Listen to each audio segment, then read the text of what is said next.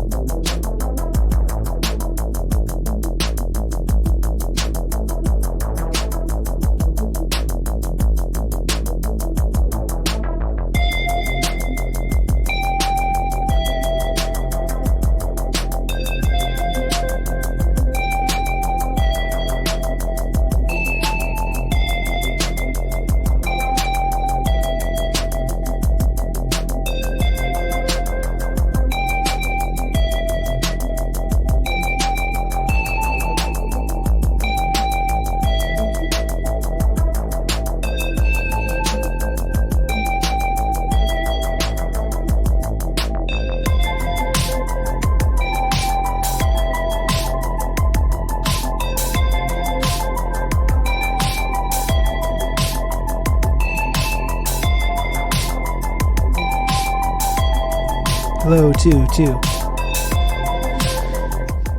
hello. Folks, I'm running late. I'm running behind. I'm just making some lunch, okay?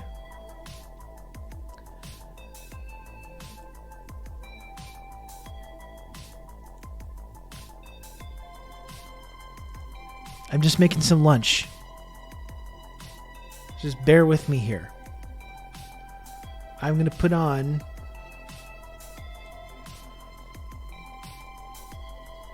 a little video. Okay, let me make my lunch.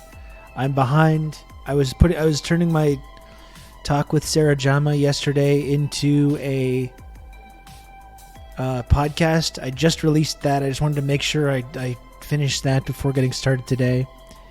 ATT was shut down because Rob's too subversive. It's actually they're soft launching an EMP strike, is what I'm being told.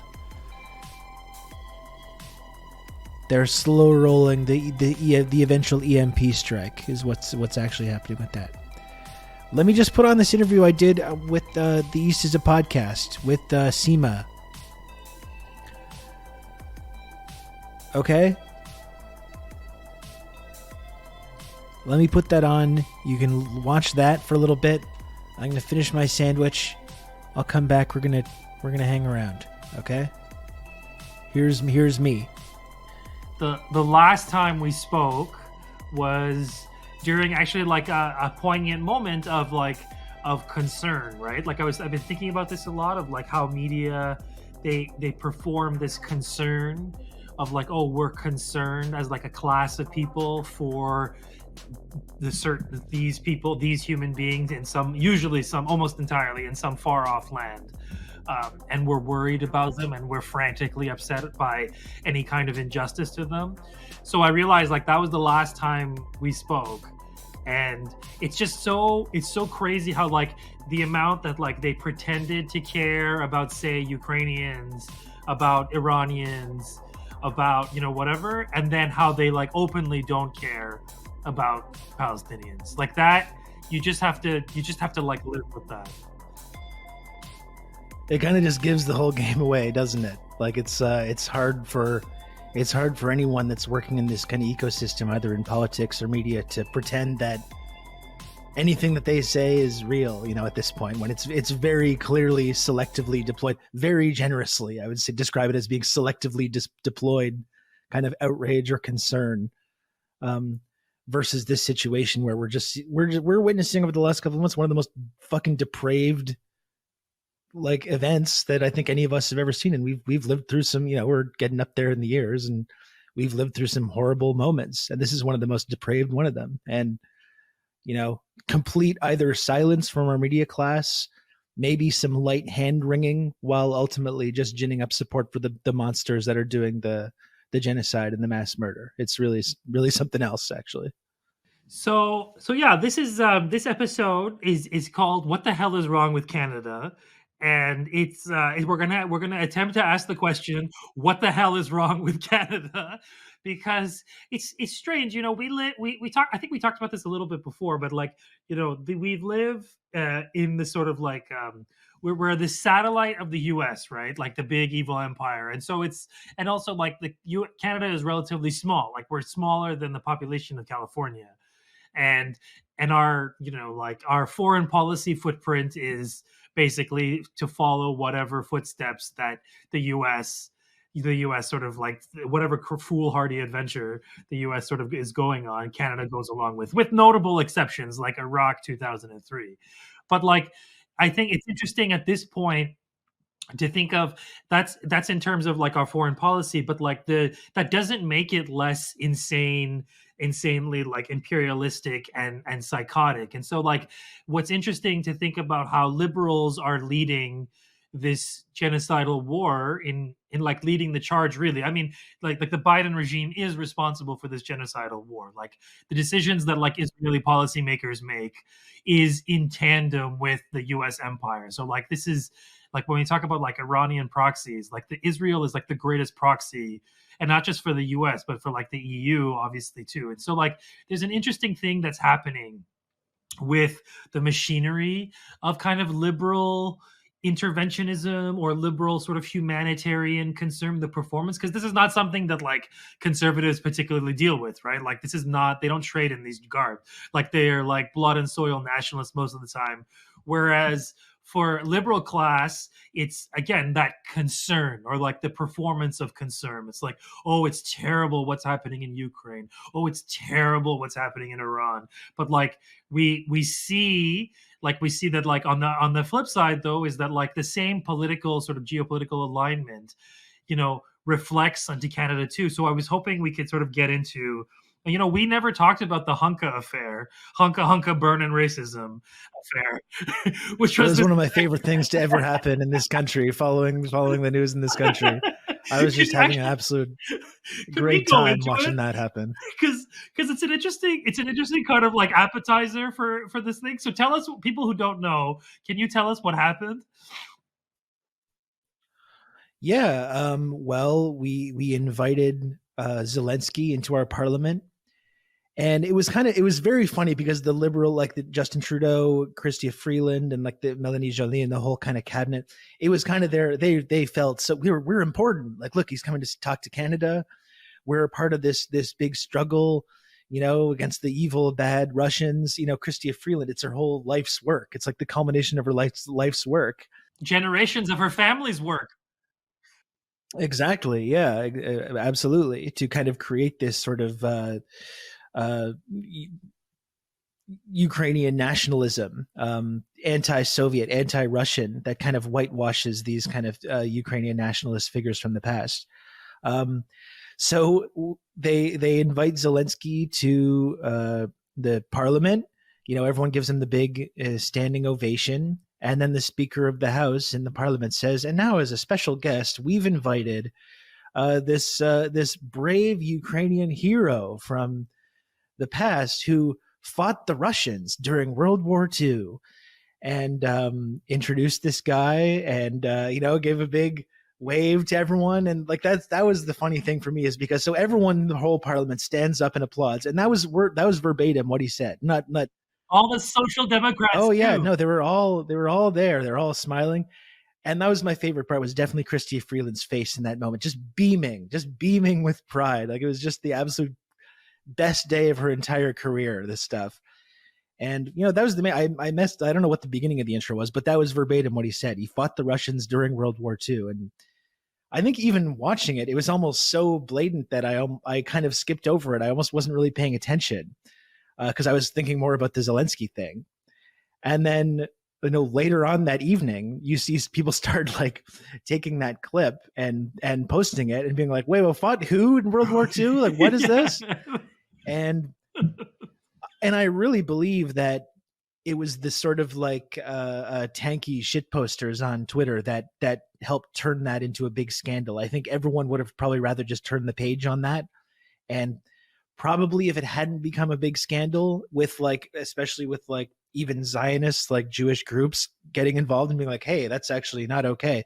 These Jewish groups that are normally like B'nai B'rith or whatever, that are normally all about kind of like propagating this kind of Zionist propaganda, they started complaining as well and saying like, "Whoa, what the fuck? Like, why are you applauding this guy?" And as people looked into his past and what that actually meant, those words, fought the Russians during World War II, which led to a big international scandal. And yeah, it was just amazing for me because I've been watching this stuff. I've been watching this stuff play out and talking a lot about the Ukraine conflict and how it's not quite as black and white as our media class and political class would have us believe, and the role of these like um, Ukrainian nationalists in the movement that we've been promoting and arming and funding, and the way they've been rehabilitating these people like Stepan Bandera, who helped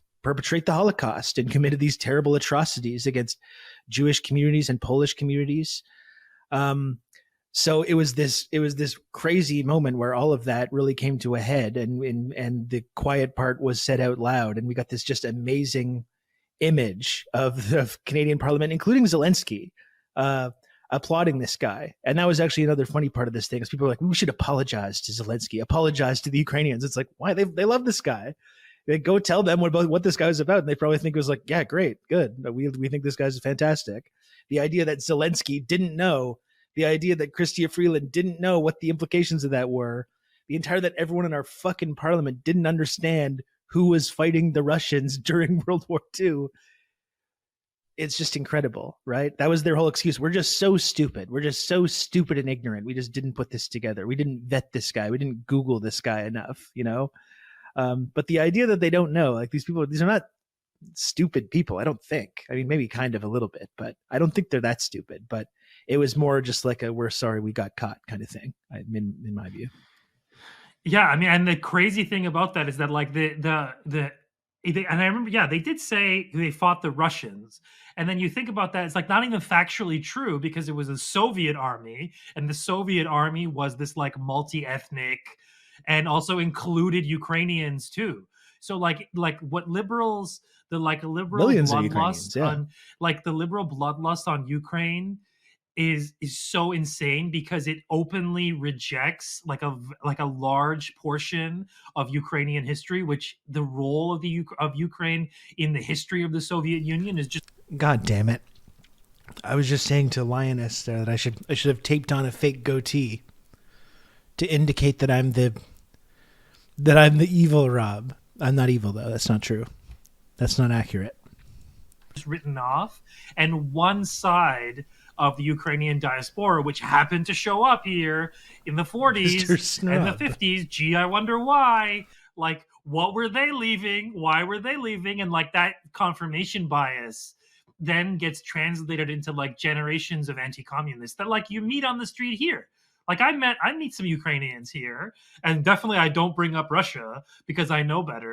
But like Ukraine is a large country with tens of millions of people. If you really want to play the game of this group of like right-wing nationalists speaks for the whole, then don't get mad when like other countries around the world invite the trucker convoy people and like placard like show them around, right? Like this is the strange double game that liberals in particular like to play, that they, under the guise of like concern and like ethical, ethical whatever, they find like the most reactionary forces and they put them up because the most reactionary forces are aligned with their foreign policy, because the liberals are the reactionary forces now.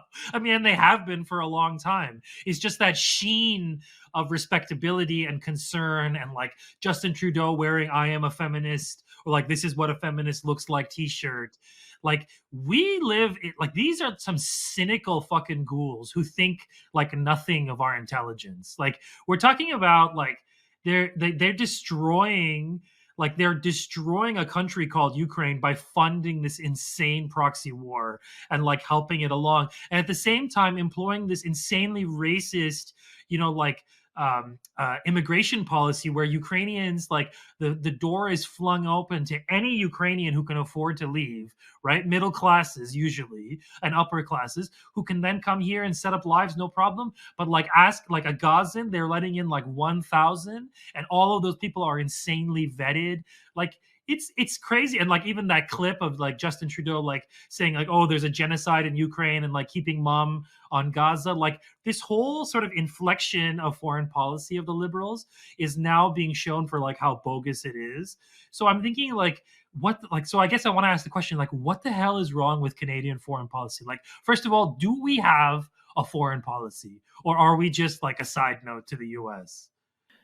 Yeah, I mean that's always been my understanding of it, is that we're a junior partner in the empire, right? We're like the on the playground, the US is the big bully and we're the ones behind it going like, yeah, like threatening people with the big bully in front of us. And like one of Biff's goons, like the goons yeah, we're one in of Back to Biff's the goons. That's Future. how I would say, yeah. That's all we are. Exactly. We're like Flea. We're Flea from Red Hot Chili Peppers. Yeah. Um but that's it. Like you pointed out with Iraq, there's certain other cases where there might be some kind of a difference, or we might not be involved in this or that, or we might have a different sort of rhetorical stance. But I think it's mostly Exactly, Jay. performative. Okay, yeah, I think that's it. I think it's mostly performative. It's mostly just like a good cop, bad cop routine. Whether it comes to Iraq, whether it comes to Cuba, whether it comes to Vietnam, for example, we might have slightly different stances. We might not get involved in certain things, but we're also not meaningfully doing anything to challenge the U.S. in what it's doing. You know, we're simply kind of just taking this other stance. We're providing a sort of different viewpoint from the part of the sort of the empire or the West or the rules-based order or the Fourth Reich, whatever you want to call it. But we're not really meaningfully doing anything to challenge that. I think Vietnam's a good example too, because like we weren't involved in Vietnam. A lot of like soldiers that didn't want to go, deserters came here to escape the draft and stuff like that. We're still, like I said, we're still not doing anything to challenge the U.S. on its Vietnam policy. We're also still producing chemical weapons and napalm stuff here that gets shipped over there and dropped on Vietnamese villagers, while we're simultaneously kind of taking this moral high ground. So I think sometimes you might point to some differences like that, but ultimately, yeah, we're the flea, we're the goon, or the thug, or whatever you want to call it, the And henchman.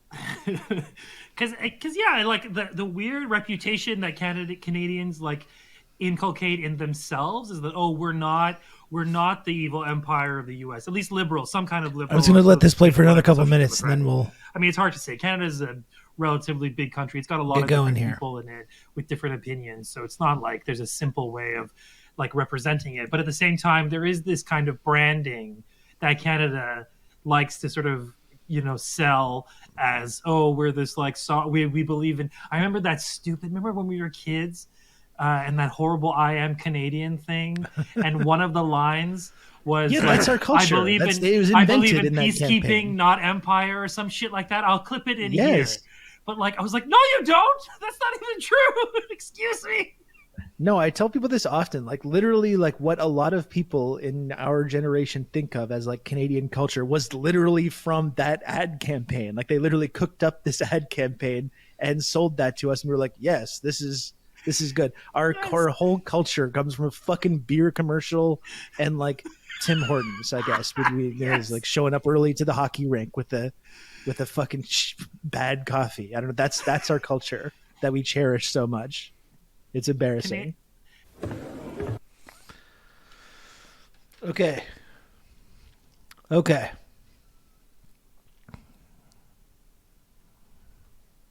It is a Don Draper style psyop. It's true. It's not real. It's not a real country. It's not a real country. It's purely just brands. That's it. It's a beer it's a beer commercial, and it's Tim Hortons, which isn't even owned. It's owned by, I believe, a Brazilian food conglomerate now. This is our culture. Anyway, I'm here now. I'm here now. I'm going to link that video in the chat. I mean, you should be listening to East as a podcast because it's fantastic. That particular episode was a bonus episode, but you can watch the full version on YouTube right there. If you want to catch the rest of the conversation, I put the link on there.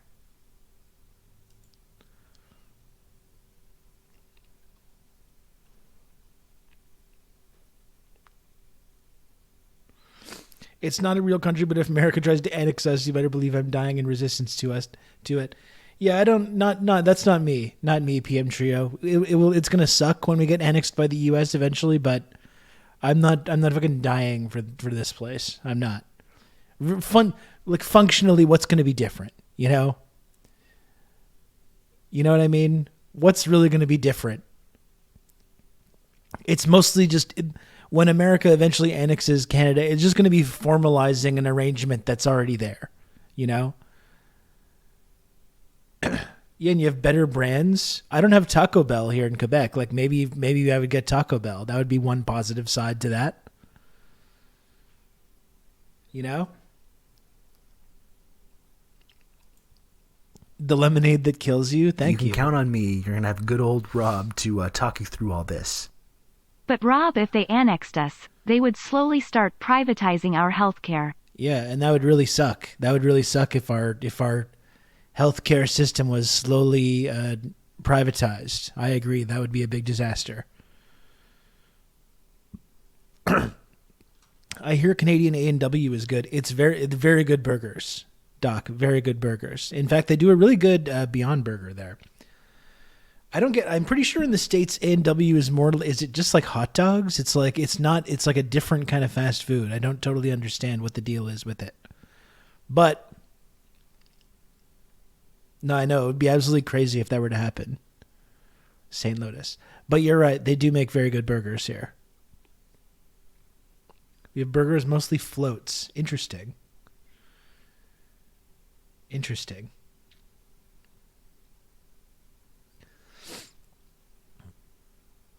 You can have your Taco Bell Mountain Dew Blue Cross Blue Shield insurance. I got the Baja Blast edition. You get one extra 30-minute telehealth conference per year.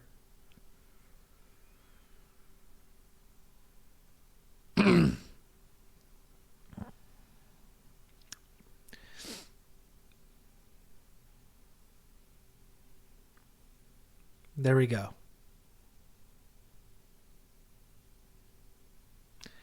A&W is taken over in Toronto as the 24-hour restaurant for drunkards. Very good, very good burgers, honestly. It's making me kind of want one.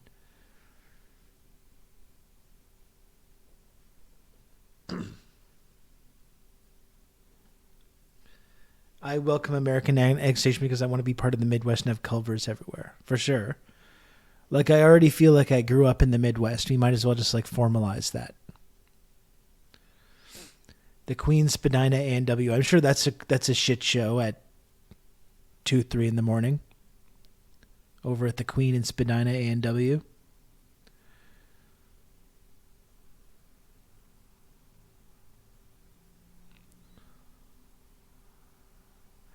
Rob, can we get healthcare in the triangle-shaped tiered reward system? Absolutely, St. Lotus. And yes, you can. And in fact, community member Mistress of Insanity is actually a nurse and has volunteered to give free medical care to all members of this community. Very, very generous.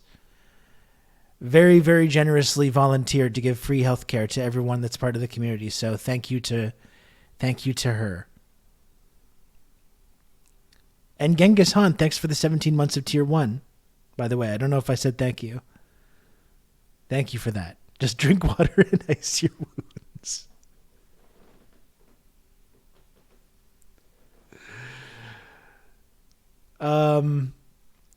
Maybe unintentionally, this channel already offers therapy. Interesting, it's a two-way thing. The therapy is a two-way thing. I offer it to you, and you in turn offer it to me.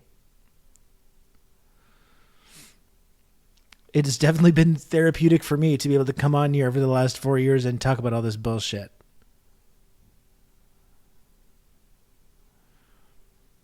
Both about things going on in my life and things that are going on around the world.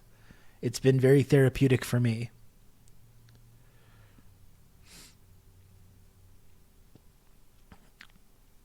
I went to Earl's for lunch with my mom recently and they charged me $5 whole for a fountain pop.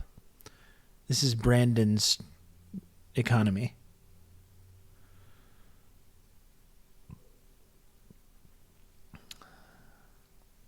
Brandonomics. Thanks, oh Brandon.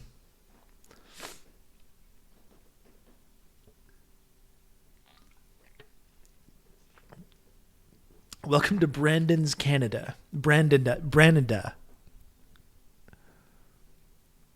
Brandona. Welcome to Brandona.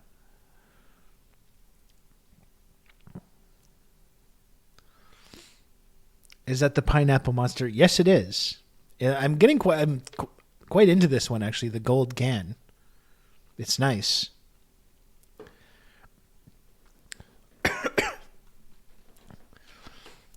You see that video of Biden walking to the helicopter? You know it. Of course I did. I saw an even better version, actually. I'm not a big fan of the peach, Jay, honestly.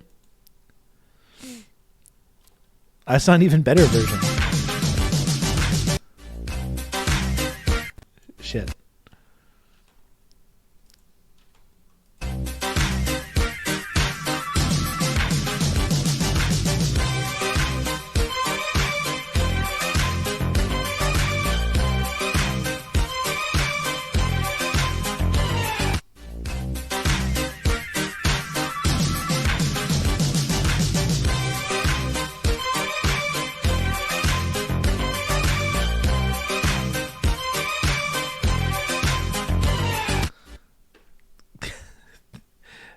That's our friend, Mistress of Insanity, that did that, actually.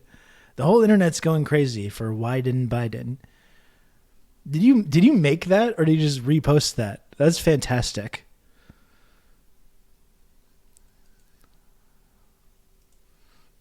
I made it? Hell yeah. I'm glad that people are enjoying that. Is he lost walking those 50 feet? This is just I don't know what people are talking about. This is just a normal guy. This is just a normal guy walking. What's the big deal here?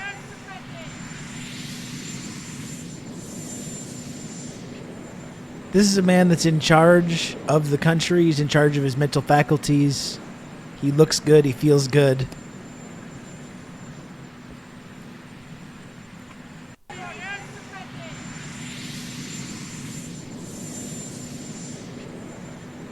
Wonderful.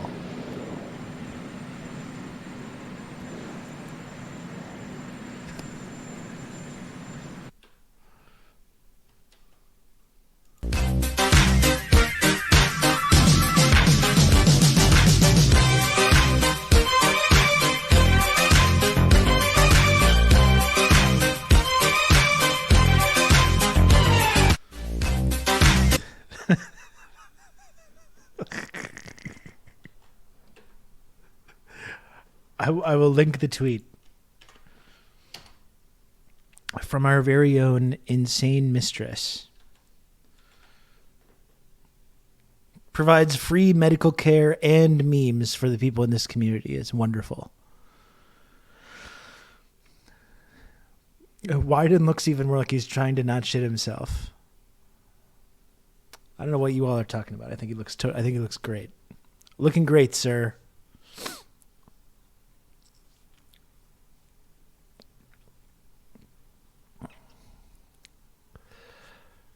No problem.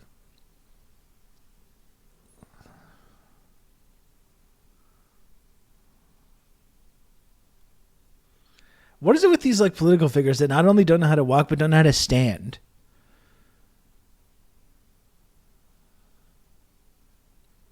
Like, what is with that? It's not just Trump and Biden. There seems to be this whole phenomenon with the political class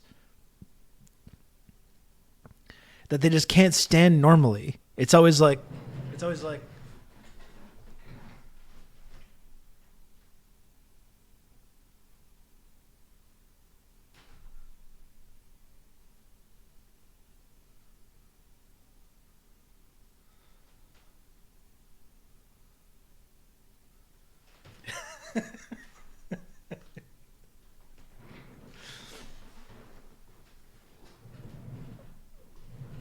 it's really bizarre to me.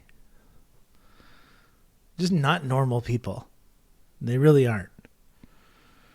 That's how I walked to the fridge for my 17th beer of the evening. 3:12 a.m. Heading back to the fridge for more olive. Let's see you stand after being massaged with $100 bills like a Wagyu cow every day. Maybe I am already. You don't know that I'm not.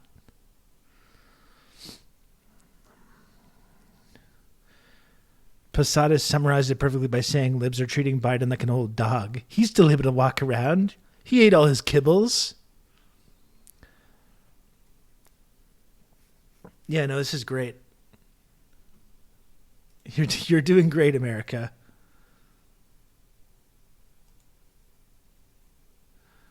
You're doing great. You can count on me. You're going to have good old Rob to talk you through all this.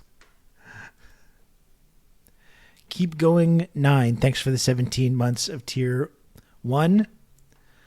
I miss Theresa May, actually. She was fun. You know? She was fun. We've really lost something, I think. We went from Theresa May to Boris. Boris was also very fun. And now the UK is just really clutching its straws here. Stands shaming but leftistly. I'm sorry. I apologize. You forgot about Liz. Well, it's hard not to forget about her. She was there for about 5 seconds.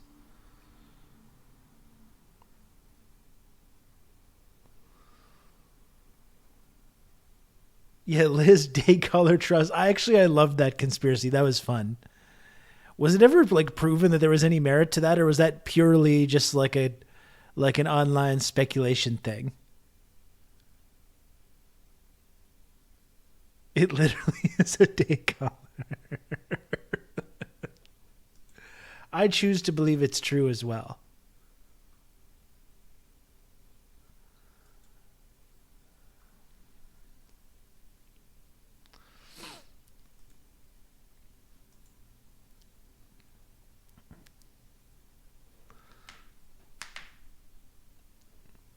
Kamala would be pretty fun. I don't know. Maybe you know what? Maybe Kamala will surprise us. When Biden eventually croaks and she makes her way in there, maybe she'll surprise. Maybe she's just been playing the long game this whole time.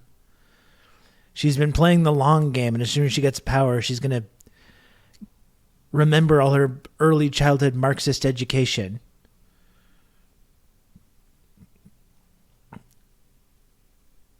She's going to become a Maoist third worldist.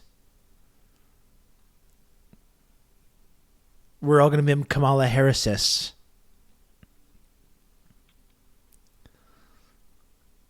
That would be cool. Maybe that's what's going to happen.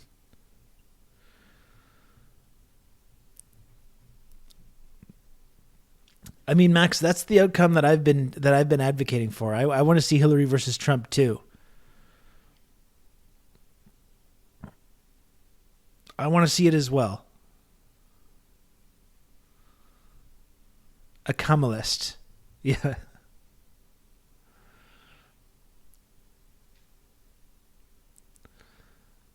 Kamala freaks me out, just a complete demon in a human suit. Every interaction unnerves me. It's very strange. Like, you have to imagine at some point these people had the ability to, like, talk to other human beings. Marxism, Kamalism. Yeah, absolutely. I'm ready. America's ready. Have we had a cop president? Well, I mean, I think technically all presidents are cops. Yeah, she's so zooted. It's crazy.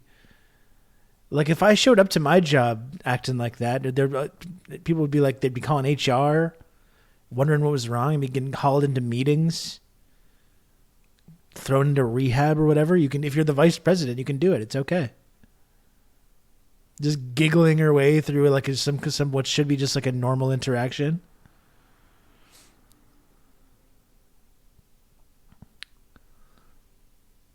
Biden's lacking cop energy, too old and decrepit. I mean, he's an old, decrepit, retired cop. But when he puts on the aviators and gives millions of dollars to police officers, then, you know, he's still got the energy.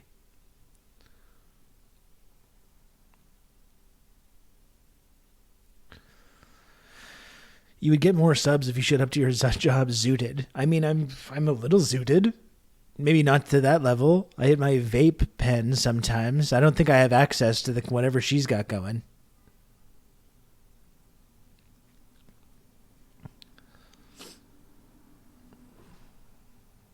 I need that Kamala cocktail as well. I do have some Xanax, which I've never actually taken.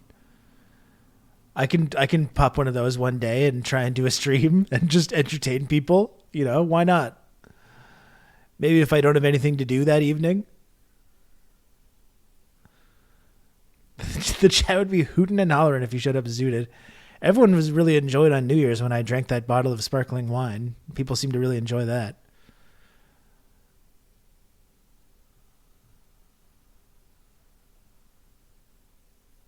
Barred out Ron. We also like the singing. People really did like the singing. It's true.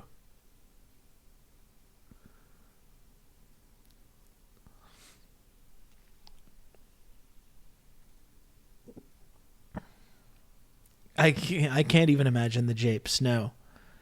Rob's like, this Xanax not doing shit for me. I'm going to take another.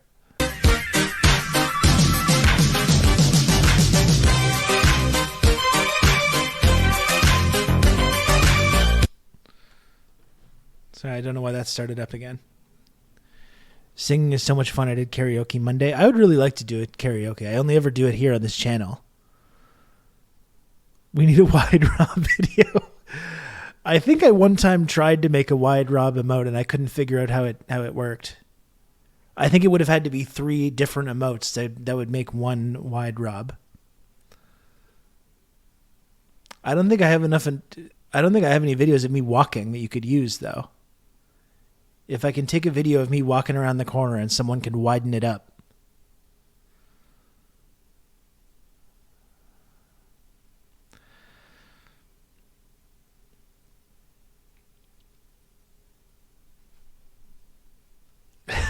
I'll make you so wide. There's wide Putin. Of course, my favorite is wide Stalin, obviously. Here we got wide Hoxha. Wide Stalin for me is really the pinnacle of the wide video genre.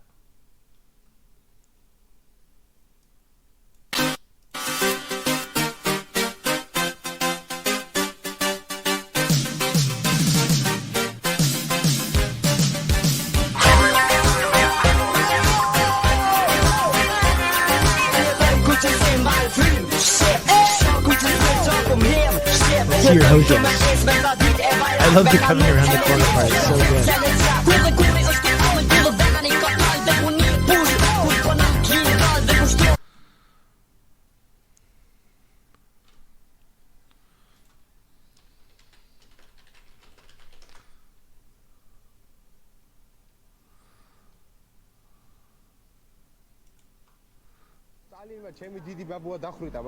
This is really just one of the best videos to ever exist, I think. No.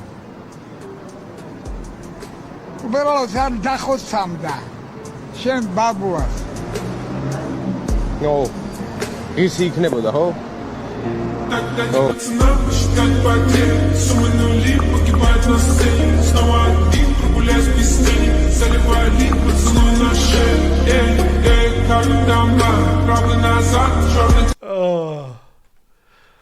Oh, that just pops me every single time. Every single time that gets me. I also like that video of the Nazi giving a speech and just dropping. Well, the funny thing about that video, like I remember exactly what you're talking about, and it was this Nazi from Ukraine. And I remember in like 2017 when that video dropped, when all these liberals like claimed to be against fascism and Nazism and stuff, they were like, yeah, this dead Nazi. The only good Nazi is a dead Nazi. Now all the same people are like, we need to give those people more money and weapons. Where are more of those guys? Where are all their like their offshoots and all their the next generation of these exact people? Let's give them weapons and Stinger missiles and money and get the CIA over there to train them. All the same people that shared that video. Yeah, and then they clapped for one in our parliament. Yeah. I thought that's very interesting. Is literally one of the exact Ukrainian nationalists that we promote now, that we promote and we say are good and fought the evil Soviet occupation of Ukraine and stuff like that. That was that guy, that Nazi that died. And all these people were like, no, fuck that guy, he's a Nazi. Well, now you like him. So go figure that out.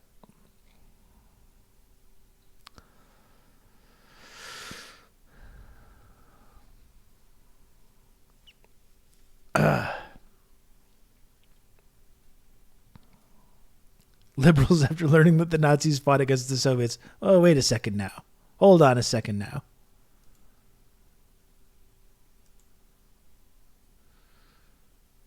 What's up with this? What's going on with this? Yeah, the Stalin Grandpa guy just HTA just never fails to pop me. I just love it.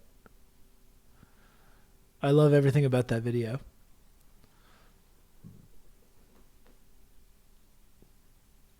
Sigma Stalin just hits every time. It's like that, the gender ambiguity, that guy. There's a number of them that just get me. They just get me rolling every time.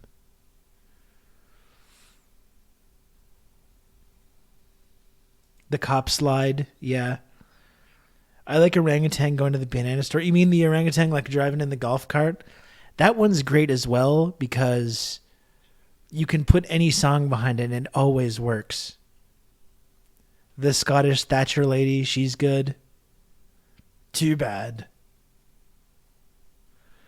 The get your hands off of my penis guy. I've been seeing he's been doing interviews again lately. I saw a bunch of TikToks where that guy's making the rounds again. It's an excellent chokehold. I see you know your judo well. Oh, he's still alive, yeah. As succulent Chinese meal. Yeah.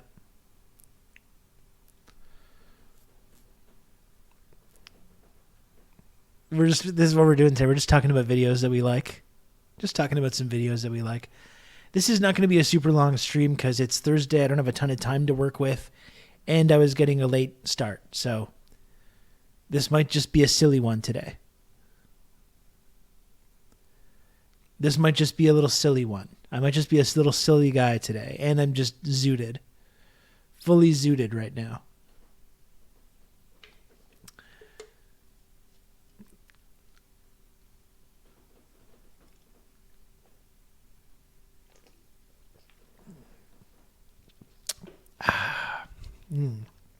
That's good.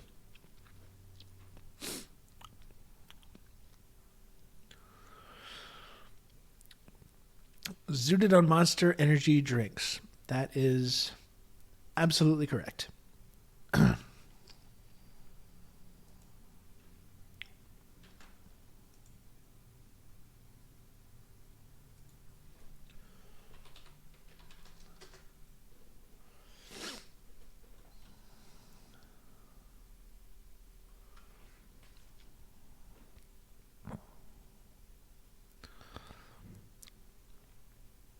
I bought two 7-Eleven empanadas today, and while they can't compete with the real deal, they were still tasty. Nice.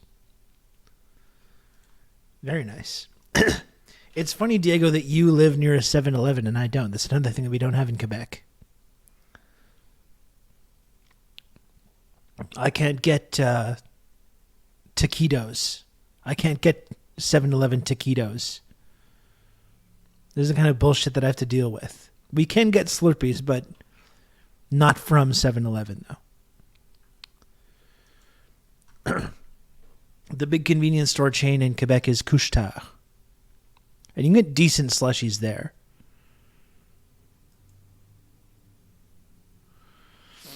Monster plus Xannies. There we go. That sounds nice. That sounds like a recipe for a good time.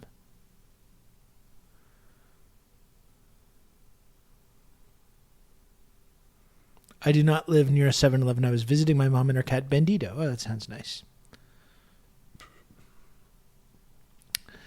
Tim Hortons does not have Slurpees. It has like iced coffees, and it has like sometimes it has like fruit slushy beverages, but it's not the same thing though. It's not the same thing.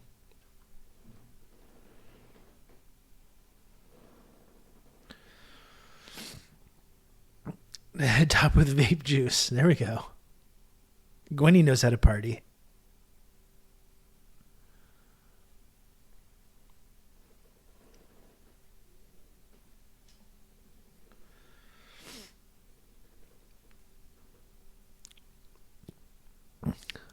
Bong water popsicles. What the hell? You know what I have right now in the freezer is creamsicles. I've been eating creamsicles lately. Well, I got them for my kid, my kid, but I have also been eating the creamsicles. And that's just a nice little treat, honestly. That's a nice little treat after you have dinner.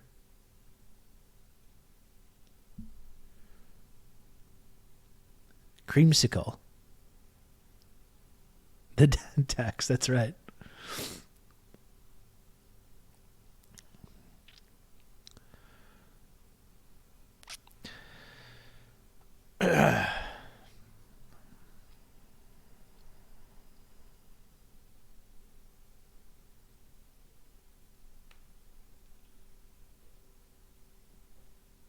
Those are some oddly placed air quotes. No, I wasn't suggesting that he wasn't my kid. I'm just saying I was suggesting that I didn't purchase the creamsicles exclusively for him.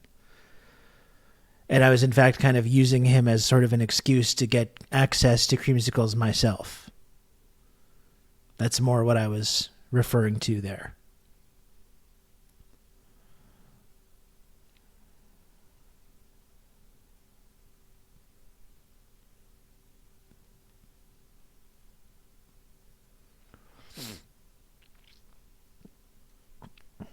Soup for my family, another good video. I hope we're ready for more Trump videos. There's going to be plenty more of those. Little treats are illegal for adults in Canada. I mean, this is why I want to. I welcome it. I welcome the annexation. There's going to be no such rules about what little treats adults can and cannot have.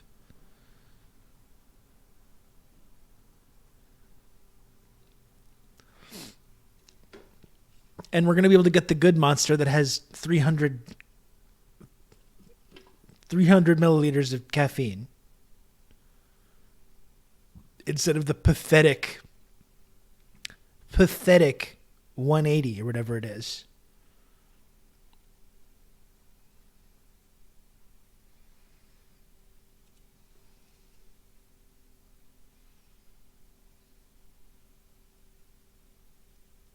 Where does it say? I don't know. Yeah, it took away 4 Loco. We must return.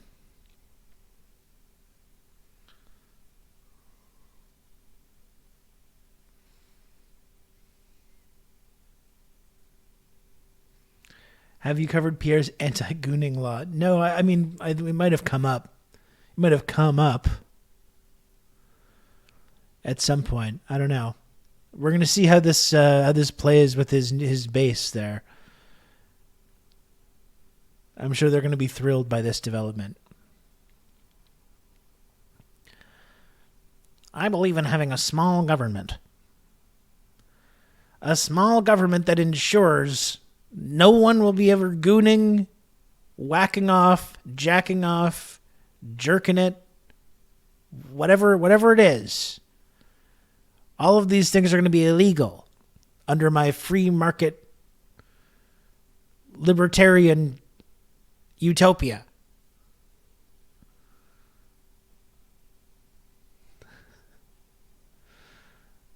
You know, these are not serious people.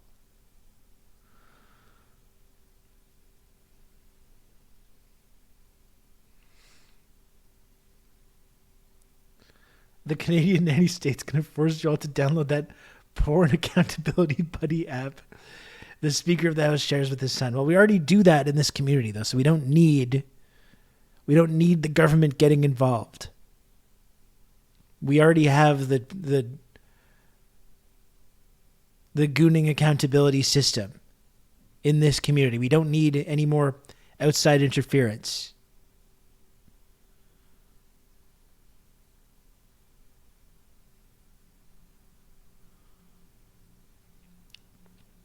No government, just friendship triangles. Exactly. This is the most stable form of social organization.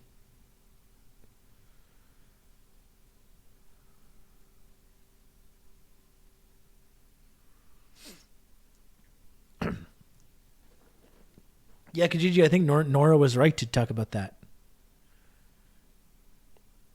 You promote the whole like anti-trans stuff, which there's this big audience for in this country, and then you take out the stuff that you know that those people are not going to like.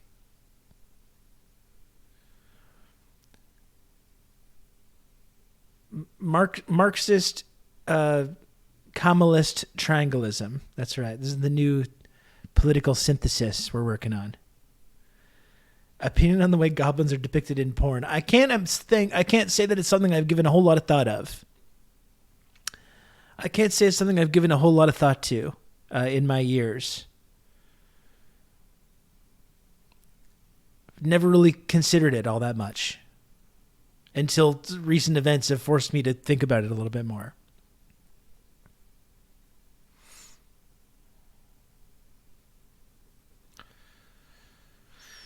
Conservatives are very concerned that someone somewhere is enjoying their life and having fun. Well, they don't mind it when it's their donors doing like boat murder. Then it's okay. But if you're supposed to, if you could be being productive and making the number go up and contributing to the GDP and you're doing something to enjoy yourself, can't have that. You can't have that at all.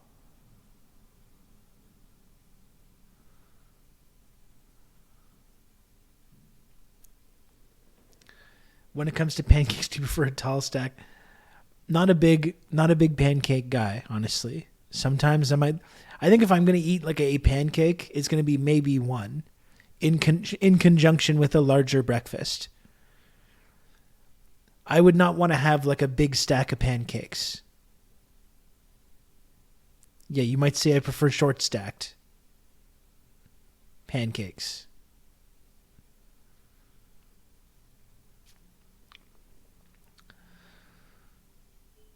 Waffles are good too. I don't know. I don't eat the like usually I don't eat the like sugary breakfast. Except sometimes I'll have a pastry. Sometimes I'll have a pastry. Usually when I'm having breakfast it's like eggs, bacon, toast, coffee, potatoes. I rarely get a breakfast that's like waffles, pancakes, that kind of stuff.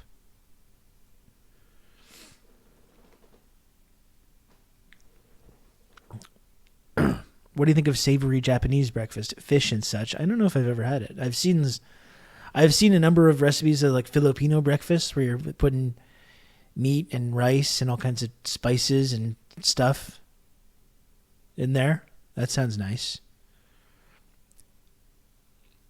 We do have syrup. I live in like the syrup and bagel capital of North America.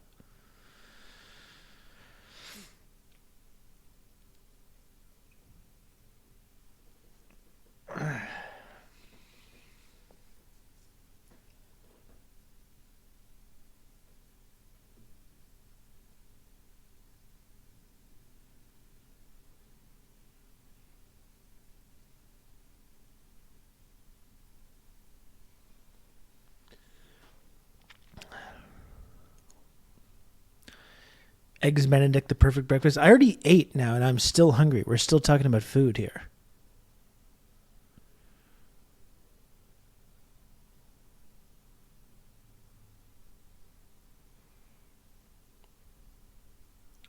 Does anyone else feel like shit's about to go down today? What do you feel is about to go down? This might shock and terrify my fellow friendship triangulists, but in my country we may only make the French crepe-style pancakes, which we eat with jam and those giant American fluffy things. They aren't a thing like here at all. Okay, the giant American fluffy pancake. The crepe style is definitely better as well.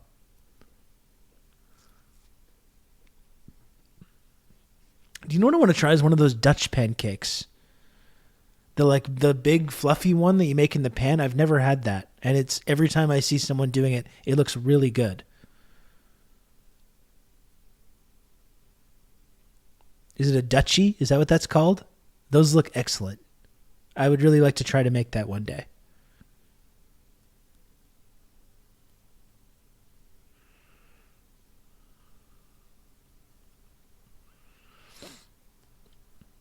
The AT&T outage today was fun. Well, that's what we were saying earlier. It's the dry run for the EMP false flag.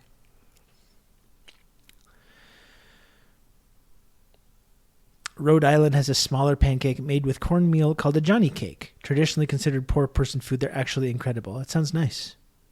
That sounds nice, Husker.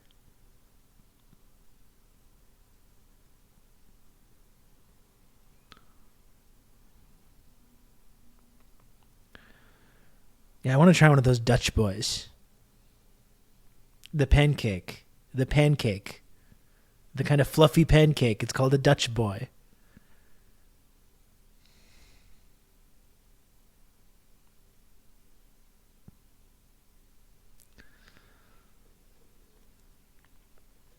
I'm Dutch and we don't do that here. It must be Pennsylvania Dutch. Don't ask me to explain it. I don't know. I don't understand it all.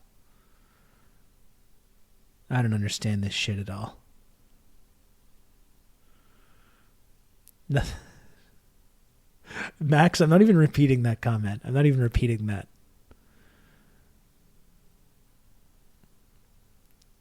Jesus.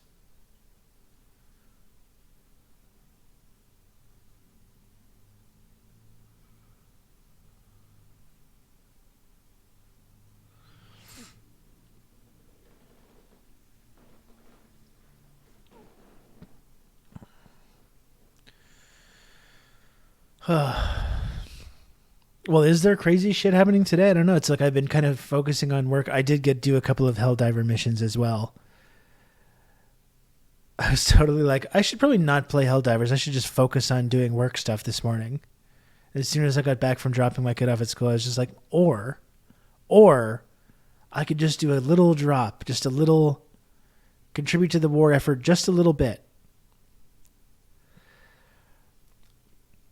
I actually did my first hard mission. I just unlocked the hard difficulty and I hadn't realized that it upgraded to that automatically, and I did one of the hard missions with like some random squad mates from online, and it was nuts.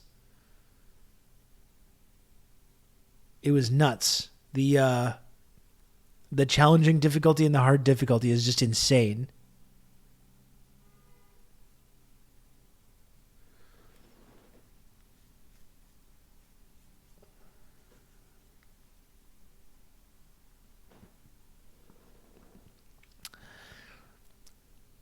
You could possibly get into a game with Mike and Carter or others one stream, and that could be cool. Yeah, that could be fun. It's been fun doing it with you, Gopnik. Lots of fixers in the patch today. That's good. It's the Mind Virus game from TNG. I think to be the Mind Virus game, though, it has to be something simple. It has to be like Connections or like something like that. Having it be like a big third-person shooter squad action game is different. I think the whole thing about the game in TNG is it's this like simple thing. Put the ball in the cone. Just put the ball in the cone.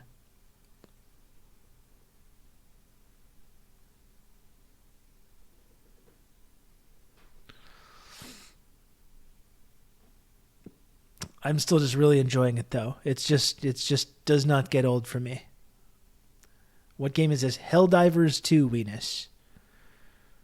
I've already put I put more time into this game than probably any game that I've put in, like, except Fortnite for the last, like, 5-10 years, probably. And I've only had it for, like, a week or something. Candy Crush is the game from TNG. Yeah, if we're going to have the game from TNG, it would be more like Candy Crush. But it would be played through, like, an Apple Vision Pro. I think that has to be the difference as well.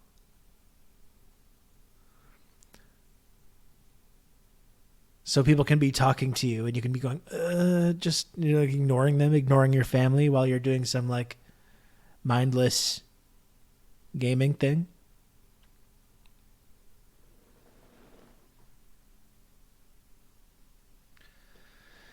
Do you know if they plan on adding more enemy species? Yeah, I mean, I don't know anything Emperor's New Groove, but I think if you look at the map when you, like, on your ship, when you're planning a mission,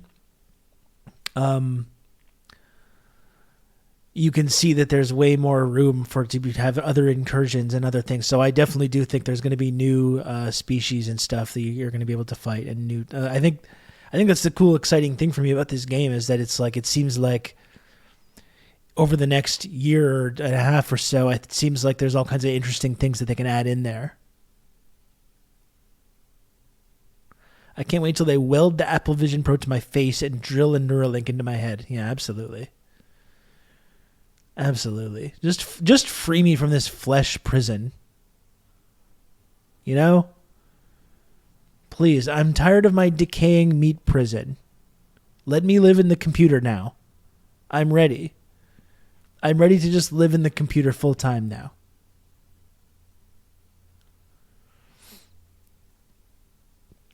I'm really digging the first marksman rifle you can get. Feels like it hits pretty hard. Took a bio Lord insect yesterday. Nice, Husker. I've not been doing any of the bug missions. I'm all robot war. I'm a veteran. I've done several tours in the robot war in the Severin sector.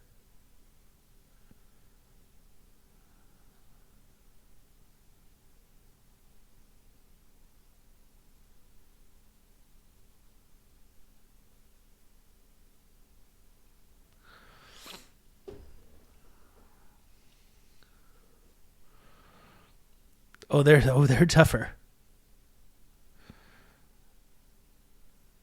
It gets hairy in there, Husker. It gets wild in there. I've seen things you people couldn't believe. Out in the Malevelon Creek sector. You must cleanse the automaton scourge. Thank you, Dimitri.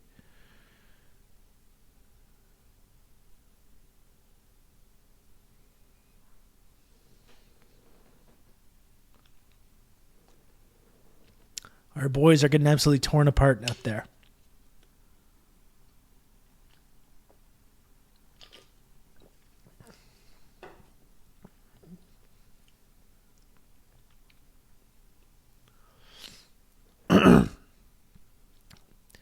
Yeah, Kijiji Genie. I'll do one of the bug missions eventually, okay? I'm not trying to downplay the seriousness of the bug invasion, okay? I'm not trying to belittle anyone for spending time in the Terminus front.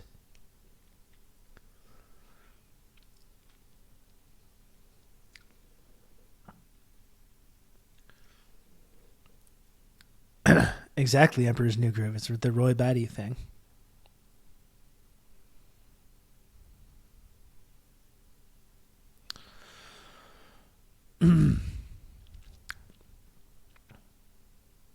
Yeah, the hard difficulty mission that I did earlier, though, was absolutely crazy.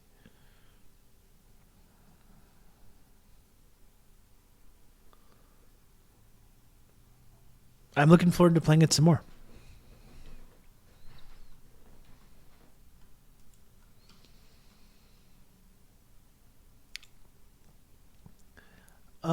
I keep seeing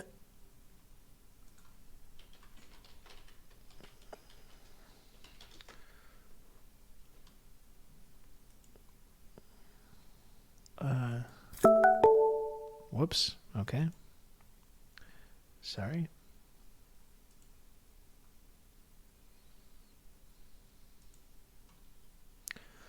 I keep seeing videos. He's doing some videos with Breakthrough News, and I keep seeing him pop up on YouTube. I suppose I would just take this time to remind you folks again that March 13th, Vijay Prashad coming back to the show. Where did you go? There you are. Vijay Prashad coming back to the show March 13th at 2 p.m.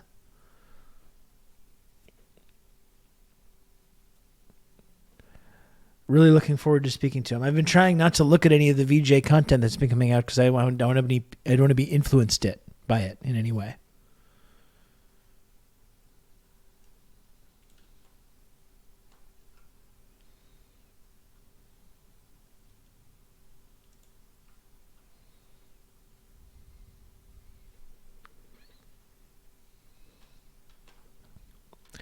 Here's something that I kind of wanted to talk about.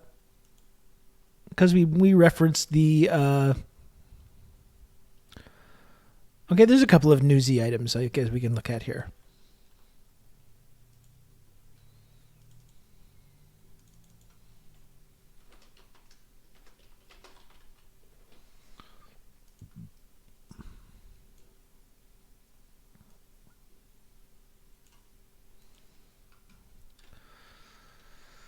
So apparently Jon Stewart did a segment about the whole Tucker Carlson Putin interview.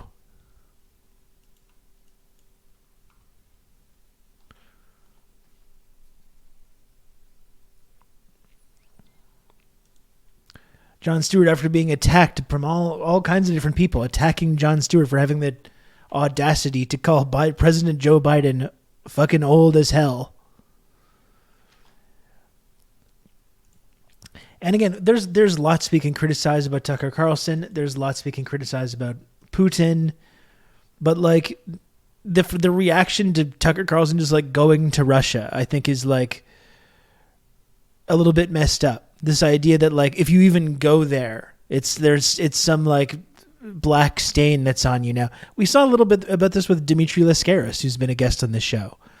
Dmitry Lascaris, rather than just talking about these things, went to Russia. He went to Crimea and he talked to people there about what was going on and what they thought about being part of Russia or whether they wanted to be part of Ukraine. It seemed like most of the people he was talking to actually were pretty happy with the whole current situation, where they were part of Russia and they were not part of this like Ukrainian regime, this NATO EU puppet regime.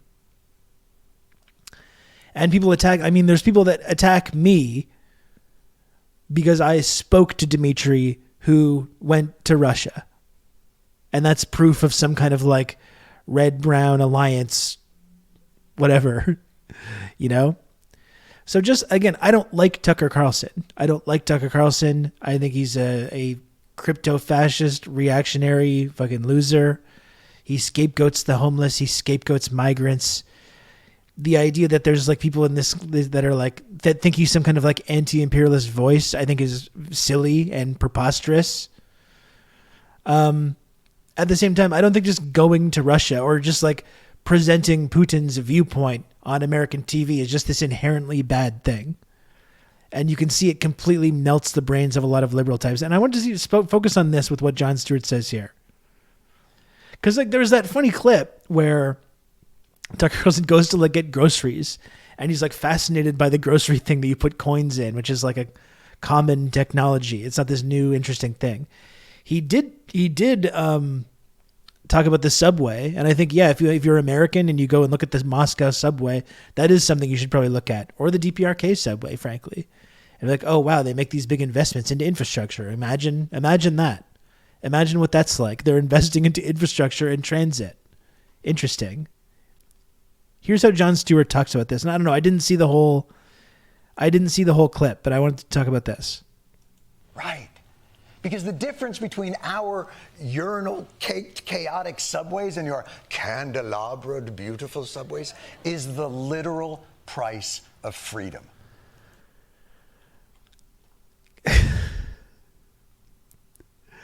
Like, I'm trying to, like, that's not a joke, is it?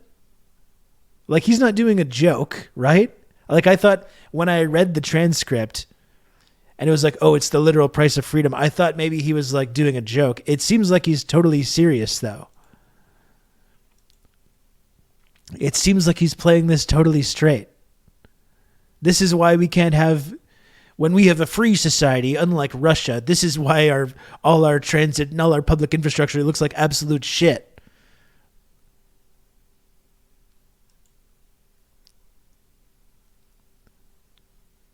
Let me continue, because like I really thought this was a joke, but it looks like he's being totally serious.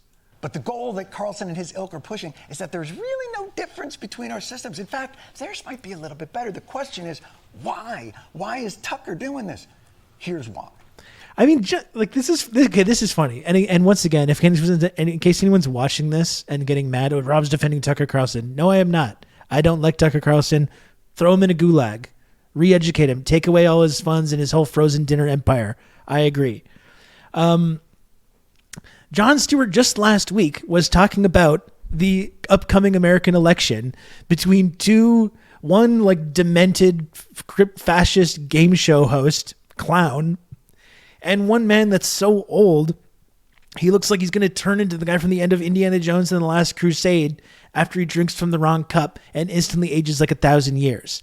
He's sitting there like he's talked about the absurdity and the ridiculousness of American politics now for the last 30 years or whatever it is, 20 years.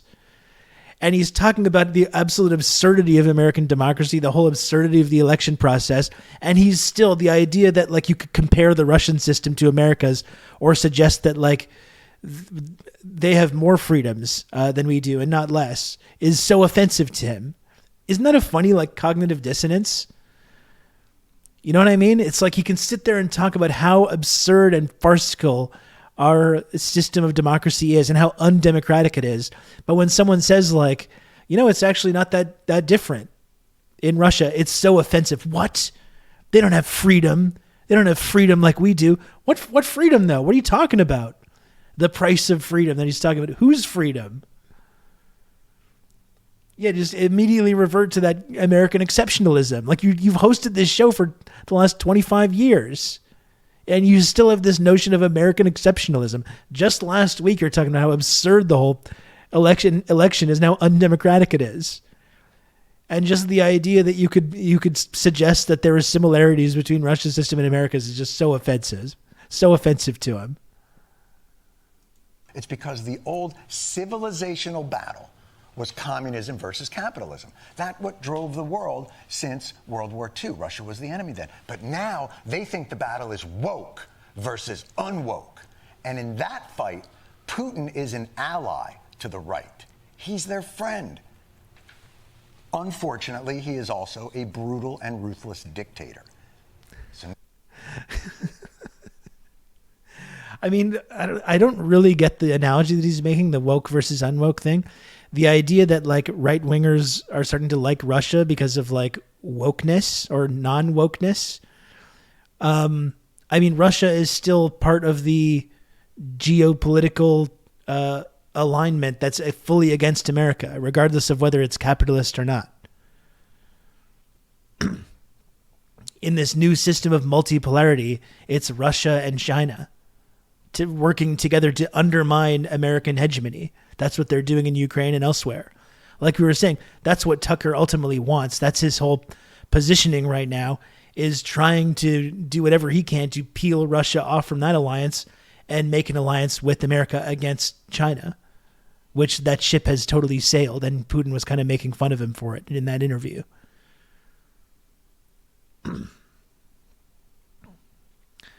I still can't get over the fact that he literally said that Russia was the bad guys in World War II. Well, he said that they were the bad guys after World War II.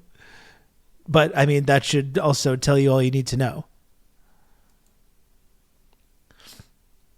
Yeah, and it's just like, they're a dictatorship. We're not a dictatorship. Like, you've just described how fundamentally undemocratic the entire American electoral system is with that whole segment that everyone got mad at the last week. You've talked about how undemocratic it is. Let's look at prison populations.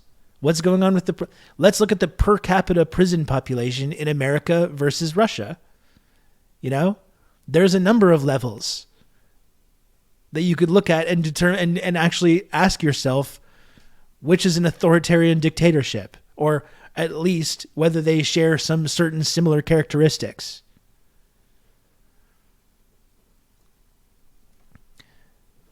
You know, like you can talk about how horrible the war in Ukraine has been, setting aside the role that America and Canada and other countries played in promoting that.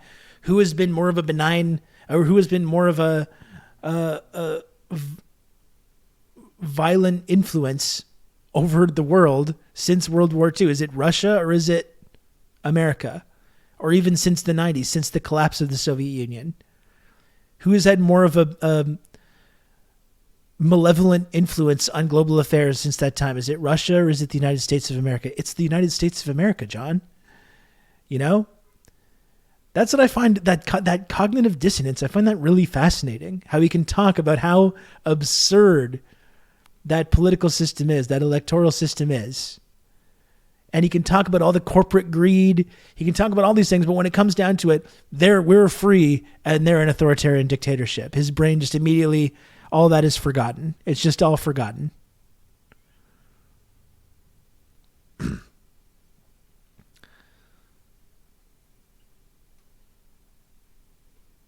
Putin has more popular support in Russia than any U.S. president in my lifetime. And Blueberry, I mean, people can say well, the polls, they're fake. The polls don't count.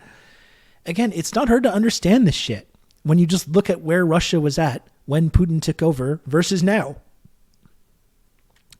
They've recovered economically from that decade plus of humiliation, which was a devastating period. They're once again a respected world power. You know? People that lived through the 90s in Russia look at that and are like, yeah, wow, he brought us back. He brought us back to where we were before. It's not hard to understand why people in Russia would support that. You don't have to like it. I'm not making an argument that you should like that. But it's not hard to understand why. Just like it's not hard to understand why the CPC is popular in China as well. Look at the massive gains that have been made under the CPC. It's not really surprising that for a lot of people are fully supportive of this whole idea. I don't support China, but I support the Chinese people. But the idea that Chinese people actually support their government and want more of that is just kind of like dismissed. It's not hard to understand why these regimes are popular.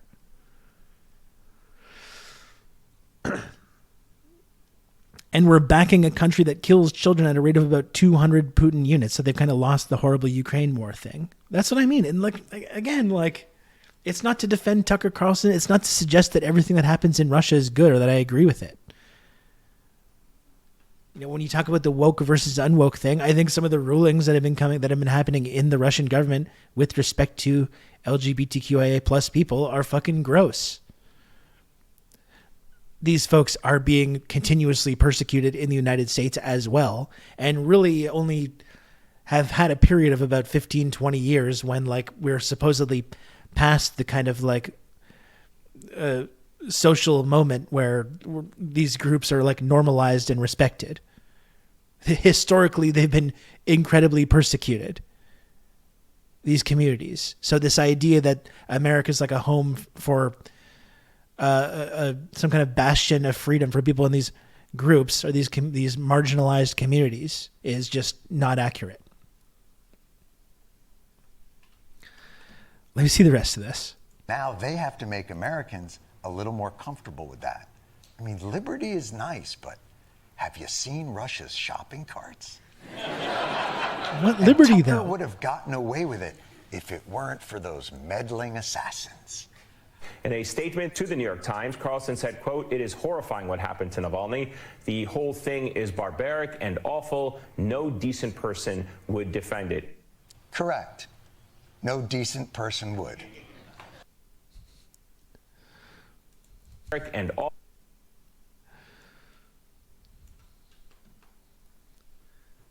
Liberty, exactly. Like it's just throwing out these like American exceptionalist buzzwords. I don't understand how you could host this show for so long and still believe this bullshit about America being this home of freedom and liberty.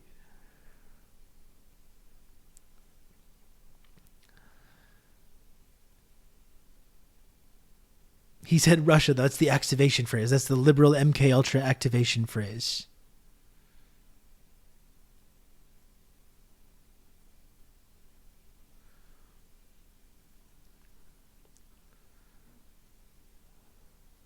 And yeah, we need to talk about this like racist U.S. puppet with zero legitimacy in the actual country.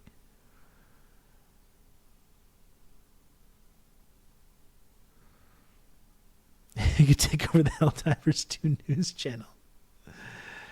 Anyway, my brief career of being a Jon Stewart defender, I think, has passed now. I'm back to being a Jon Stewart beefer.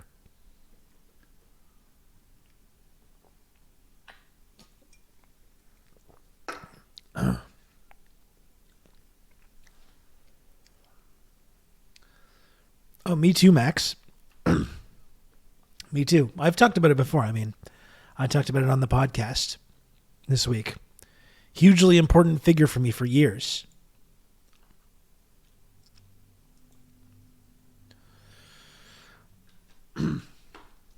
It's just funny how it activates the American exceptionalism, the idea that you could compare America to Russia. It immediately, they start waving the old glory. Even someone who spends his whole career talking about how absurd and ridiculous and corrupt and non-democratic and violent the United States ruling class is, domestically and internationally. And then as soon as you can compare America to Russia, you compare America to Russia, and he's like, "You don't shit on me, sir." Playing the Hulk Hogan theme music.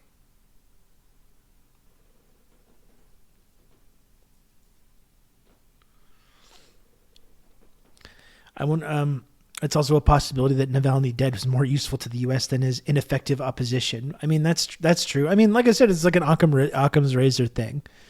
Putin's killed a couple of political opponents and people that he doesn't like, so it's entirely plausible to me that he was involved in this as well. I just don't care. This man is a U.S. puppet with zero legitimacy in the country. He's no different from like a Juan Guaido or whoever else, or a Zelensky.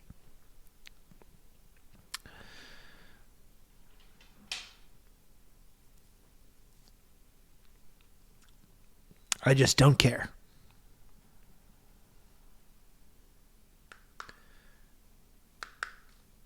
Yeah, it's like China. When China gets rid of CIA agents spying on their country, I do not mind. It doesn't bother me, and I don't care. I know he's irrelevant. He had no actual constituency except Americans. He was very popular in America. Maybe he should have moved to America and been a politician there.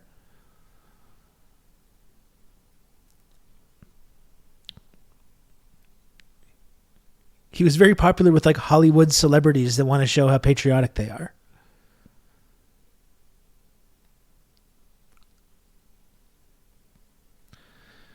Zelensky could try that. Unfortunately, I don't think he's going to get an opportunity to. He's probably going to be taken out by one of these Azov guys relatively shortly.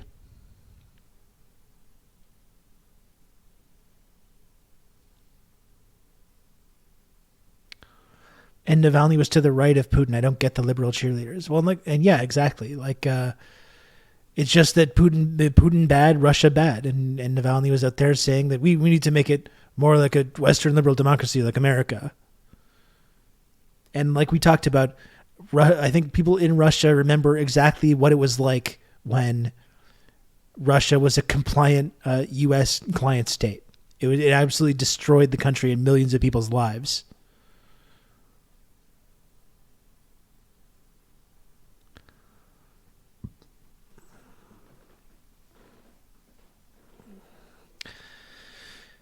And yeah, if you don't like Putin, maybe you should support the Russian Communist Party, who's one of the bigger, who have an actual constituency. They have actual supporters.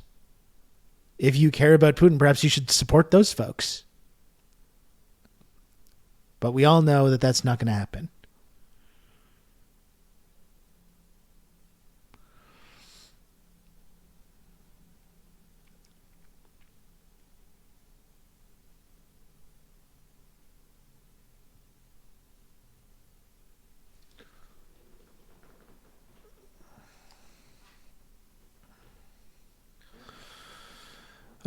Yeah, I find it funny to spend all your time talking about America and then still have this American exceptionalist viewpoint.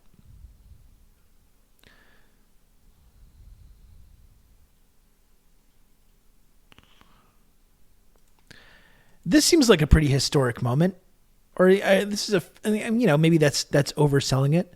This seems like though a significant shift in the rhetoric. We've been talking about China's role with Israel-Palestine and some of their statements. We've talked about how I think a lot of us would like them to have a more forceful stance on this, or fully back Palestinians in a way that I don't think really, as much as it might be kind of disappointing to us sometimes, in a way that I don't think really meshes with the way that they engage with the world. This statement is pretty incredible though. And I think despite the fact that China seems to have this stance of not wanting to get directly involved in some of these disputes or conflicts and trying to tone down the violence and get both sides to benefit from it. But I think this is a pretty incredible statement. The UNGA resolution 3070 of 1973, I quote, reaffirms the legitimacy of the people's struggle for liberation from colonial and foreign domination and alien subjugation by all available means, including armed struggle, end of quote. This recognition is also reflected in international convention. For example, the Arab Convention for Suppressing of Terrorism of 1998 affirms, I quote, the right of peoples to combat foreign occupation, aggression by whatever means, including armed struggle, in order to liberate their territories and secure the right to self-determination and independence, end of quote. That feels pretty major, right? In this context, is distinguished from acts of terrorism. It is grounded in the international law.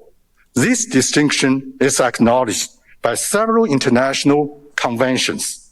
For example, Article 3 of the OAU Convention on the Prevention and Combating the Terrorism of 1999 provides that, I quote, the struggle waged by peoples in accordance with the principle of international law for their liberation of self-determination, including armed struggle, against colonialism, occupation, aggression, and domination by foreign forces, shall not be considered as terrorist acts.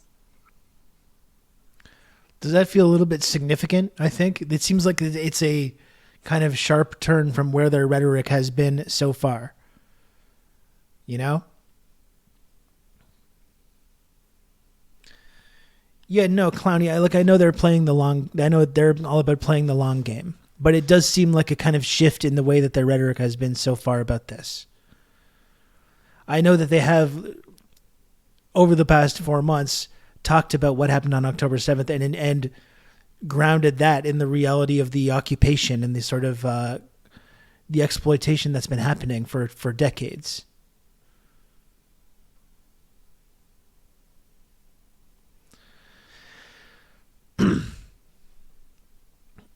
It's significant, but they're citing existing international law, which we know have no bearing on anything now. Well, yeah, but I think just in terms of like the fact that their rhetoric seems to be ramping up, I think that's something that's kind of interesting to me.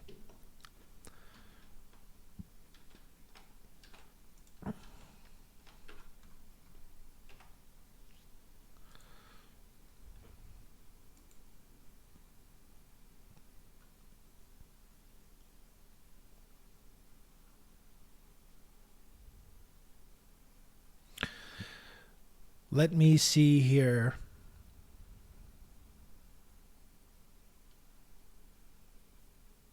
What else we can take a look at?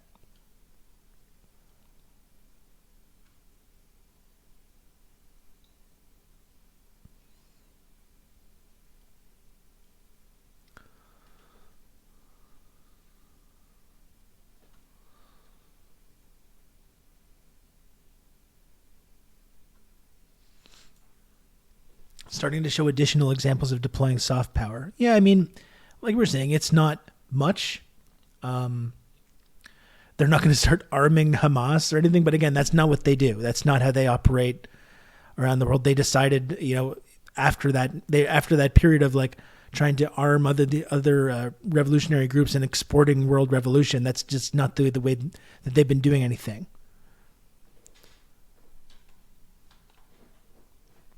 But this still seems like a big uptick in terms of the actual rhetoric. Belt and Road Agreement with Hamas. I mean, I could see that being like a possible endpoint for what they could see, how they could see kind of remedying the situation. Trying to get everyone to a table to have an actual two-state solution along the 67 borders, and then rebuilding Gaza and rebuilding Palestine as part of the Belt and Road, which is, I'm sure, unacceptable for both the Israel ruling class and the United States and Canadian ruling class as well. That's just one thing that they would never, ever happen. They're never allowed to have happen. And Israel said no definitively they've said no to definitively to a two-state solution that even gives Palestine a state such as it is, even with the current situation with their border, to say nothing of going back to the 67 borders.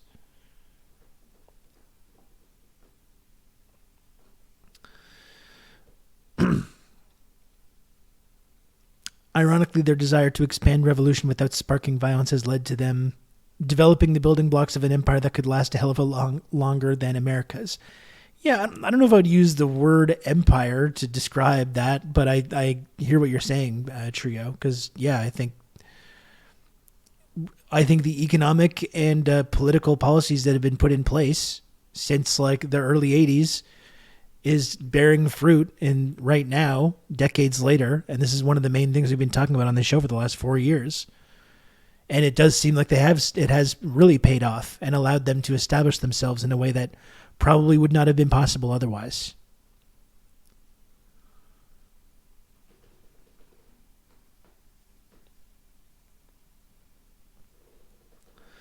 If you're a strong communist country and push it forcefully around the world, you get a Cold War. If you play nice, the capitalists will happily deindustrialize and allow you to grow strong. Yeah, and as we've been talking about on this show, with the whole new Cold War thing, it does seem like now people are realizing the extent to which they've managed to establish themselves and are now trying to revert to this kind of Cold War situation, but it's so much more difficult because of the ways that they're so economically intertwined.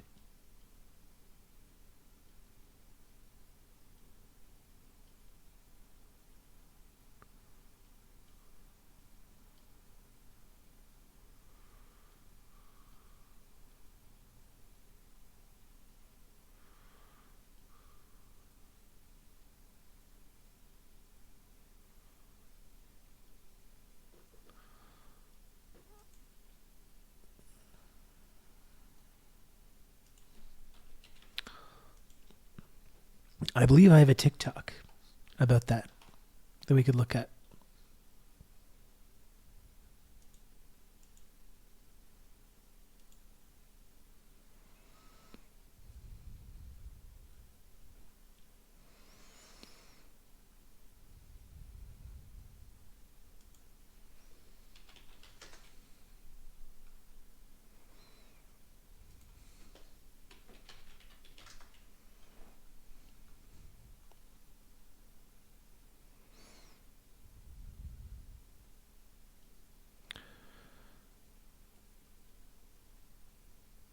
I don't know if I can find the video that I was looking for.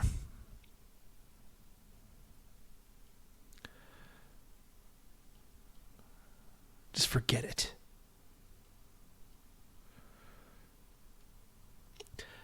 But all those things that we're talking about when it comes to China, that's why I support our boy Deng Xiaoping.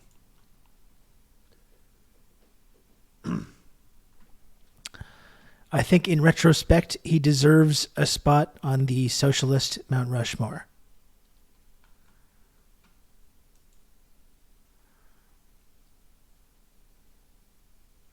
It isn't Rob sitting there thinking about hell divers trying to talk about news. Maybe I'm thinking about it a little bit.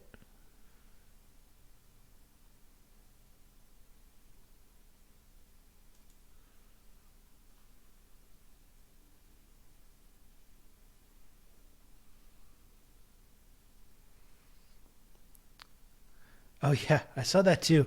It's crazy how viral that TikTok went. It ended up on this random like Instagram page. 40,000 likes. Man says that immigrants are not the problem when it comes to the increasing cost of living.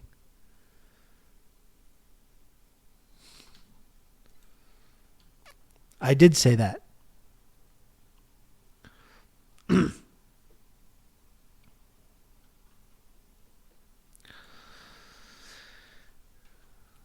Hello, man. Hello. Regime pilled. What's the China TikTok?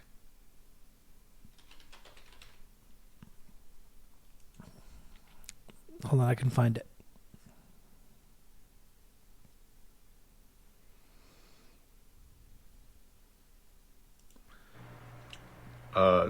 No progressive conversation to be had with a dipshit reactionary like yourself. Sorry. Get his ass. I don't know which video you're talking about, though.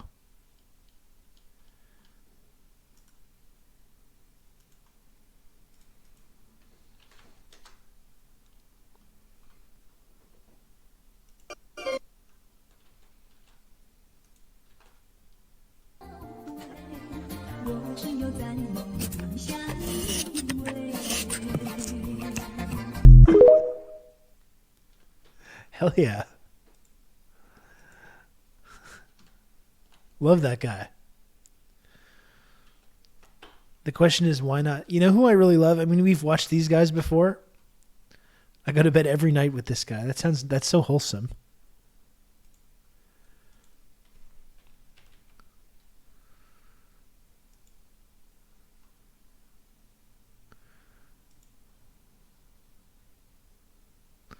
Love these guys.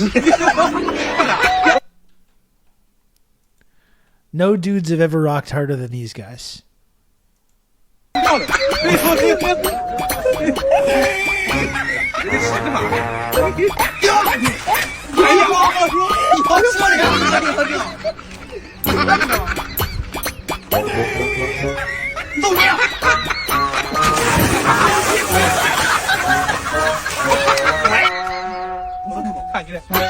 I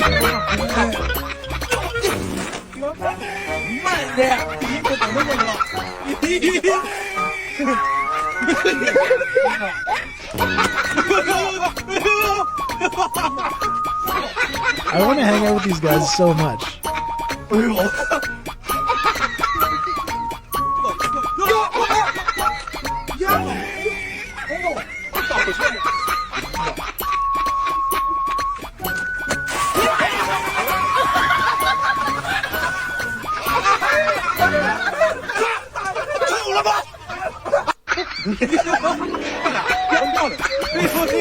That's the end.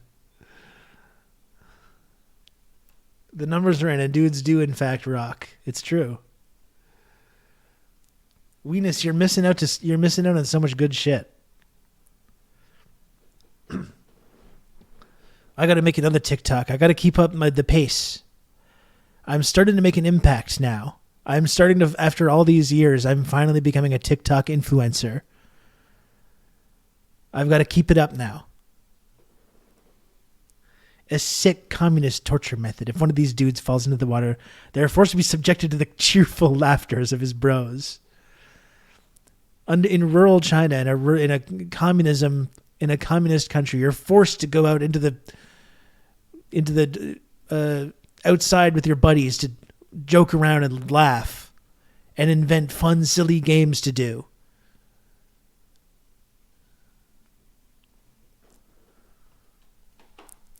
They force you.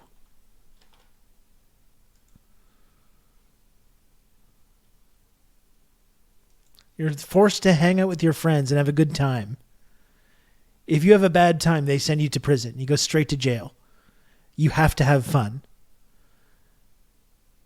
There's a CPC representative there monitoring you, and they're making sure that you're laughing and enjoying yourself, and they write it down in a little notebook.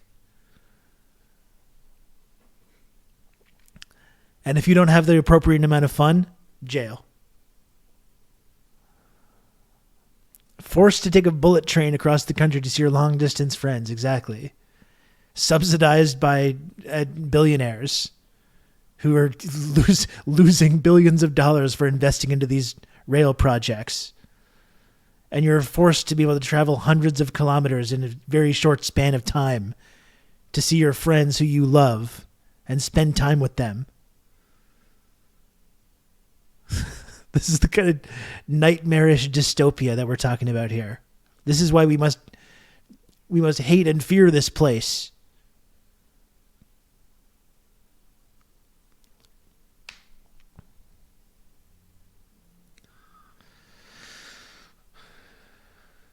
It is sick shit. It's very unfortunate. Very, very unfortunate stuff.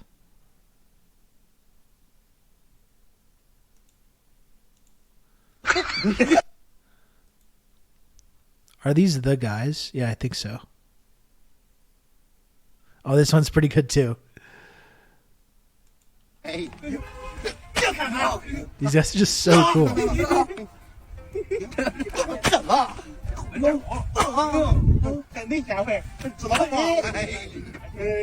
你看到剧本了？这条有权益的你蹦来，这是个细节。哎，这回没了吧？哎呦，哟哟，这个哟，哎呦，这个有规律了，没有规律。哎呦，大家，这啥？哎呀！ 别往动我吧！哎呦啊！哎呦！哎呦！哎呦！哎呦！哎呦！哎呦！哎呀！卡了！哎，卡位了！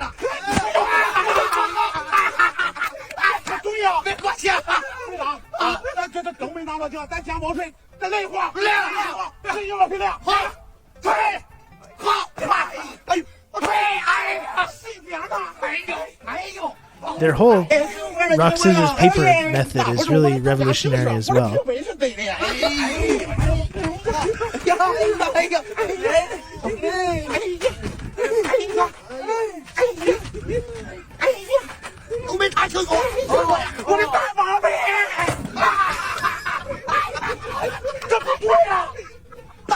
你都没过来有啥家啊？哎。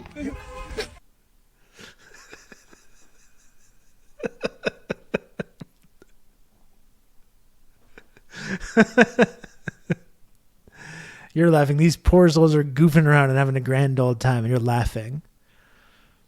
They're not really happy, though. This is what you need to understand. They're just pretending. They're just pretending to be happy and enjoying their lives.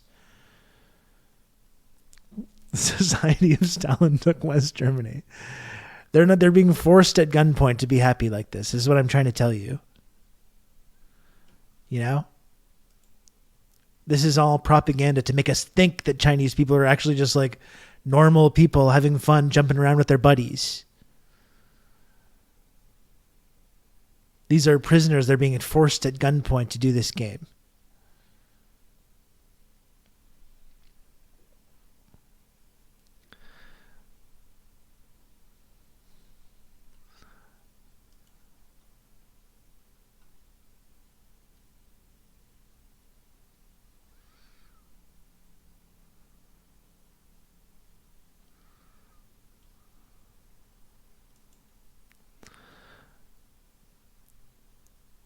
I'm disappointed you're falling for this obvious propaganda. I'm sorry, but I like it, you know? I can't help it. I see these guys, they're laughing. It's infectious. What is this, Lodane? Lodane, listen. You want me to click the Tumblr link? I'll click it. I don't know what this is, though.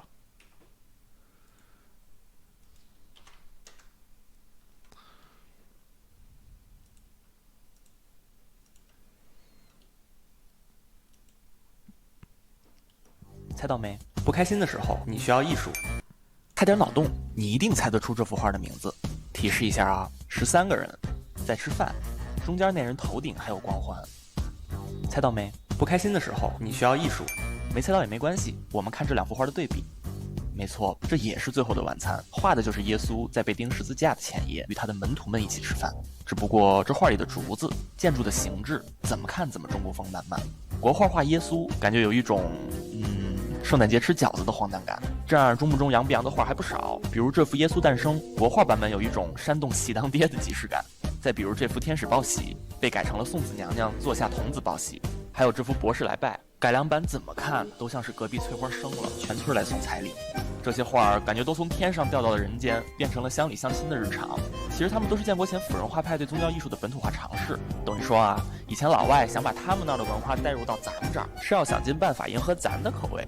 不过这衣服和场景虽然挺中国，但只要借用中国的本土形象，即使加入一些翅膀、光环之类的元素，也很难改变大家原本的认知，反而会产生荒诞感。我敢说，看到这幅圣母子，你先想到的肯定是观音娘娘，而不会觉得这是圣母。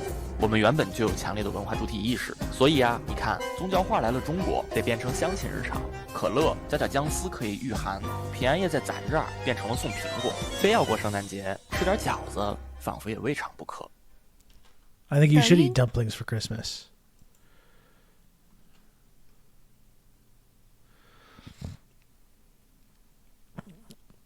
Where can I get one of these cute orange shirts? Okay, I'm actually glad you asked that.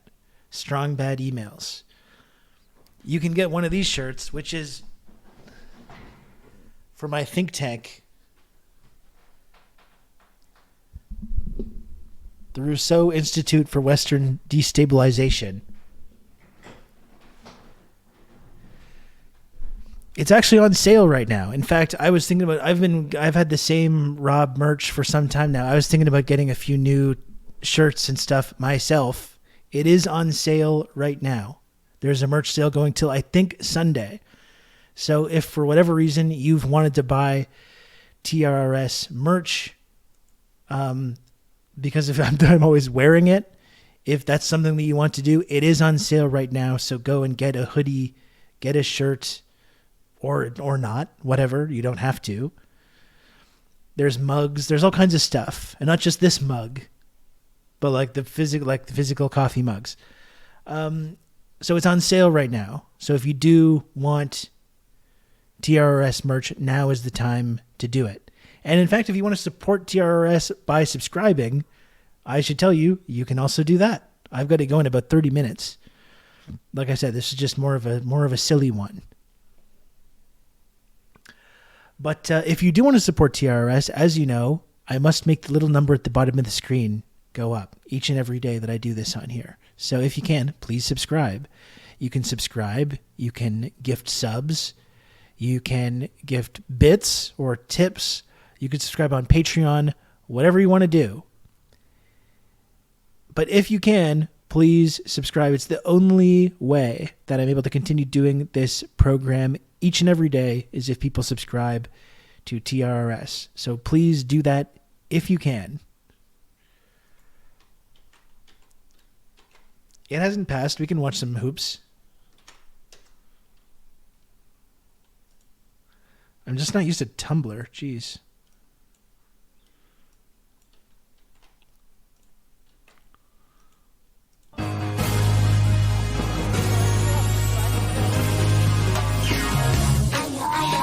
Oh, shit. No foul. That was clean. That was a flop.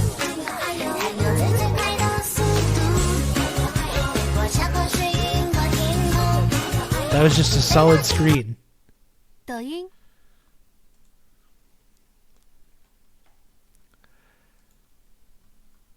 That was just a solid screen.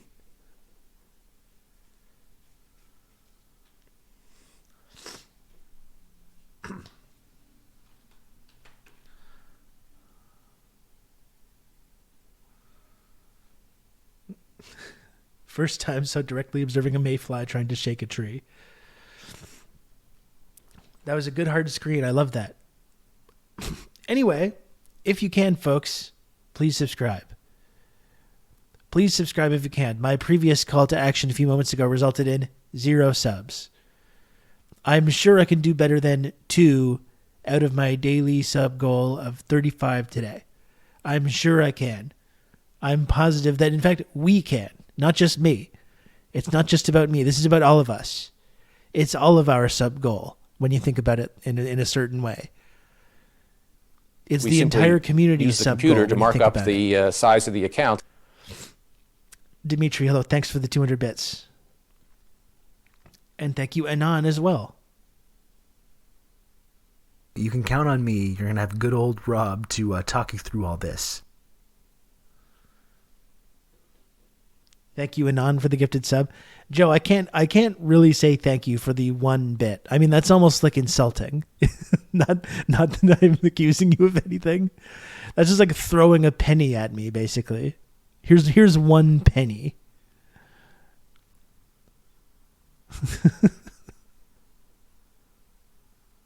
Man dropped 1 green oxidized ass penny. Joe, you've been very supportive though, so I'm just kidding. Joe, you've been very supportive, okay? Believe me, I appreciate it.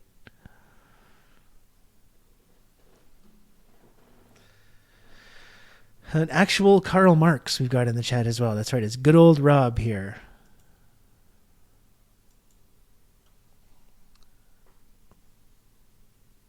In Biden's young days, you could buy a house with a penny. That's right, in the 1780s, when Biden was a young man.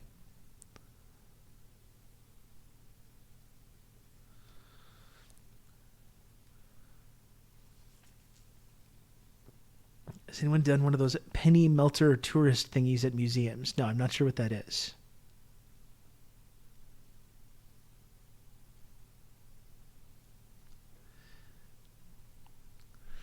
I can't afford to be melting pennies.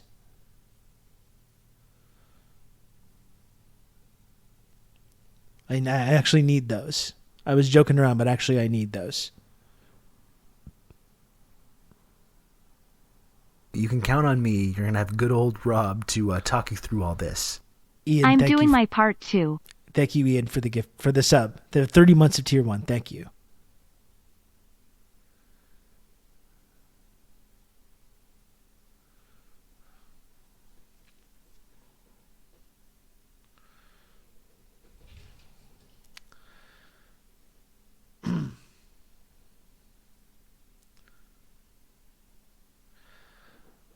I did a penny presser for the Twister ride at Universal Studios. I don't even know what this combination of words means.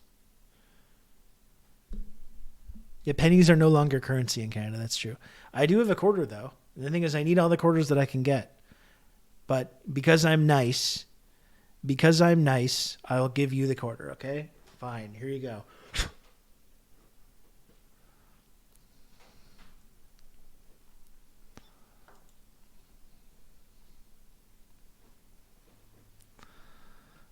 Just a little close-up magic for you.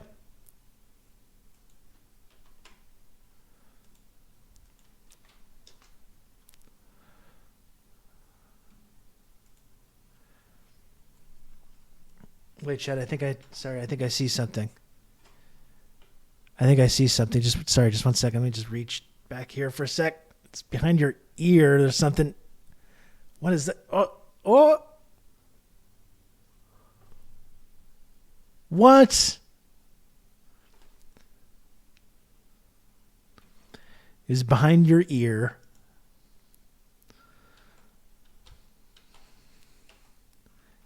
Elongated coin, also known as a pressed penny or a smashed penny, is a coin that has been flattened or stretched and embossed with a new design. Such coins are often used as commemorative or souvenir tokens, and it is common to find coin elongation machines in tourist hubs, such as museums, amusement parks, and natural or man-made landmarks. The collecting of elongated coins is a branch of numismatics. Elongated coins are also categorized as exonumia. But why, though? I've never once thought about this. I guess now that I'm looking at it, I feel like I recognize that machine. Like I feel like I've seen this before somewhere, but like I have never once in my life thought about this. About crushing a penny into an elongated coin. That is not something that has ever once occurred to me.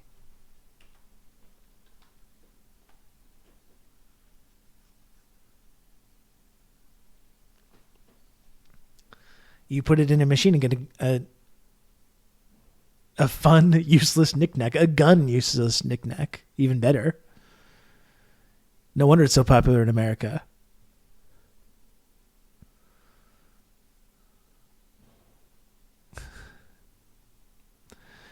The irony is they cost $2.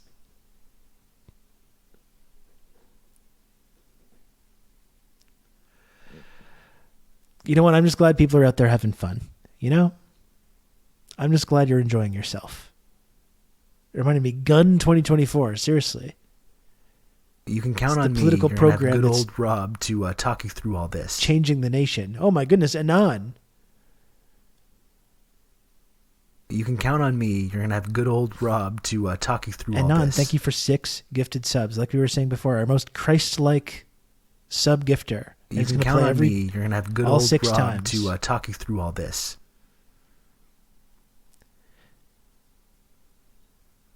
You can count on me. You're going to have good old Rob to talk you through all this.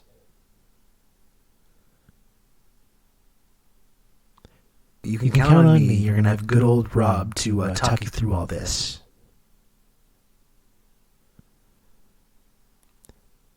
You can count on me. You're going to have good old Rob to talk you through all this.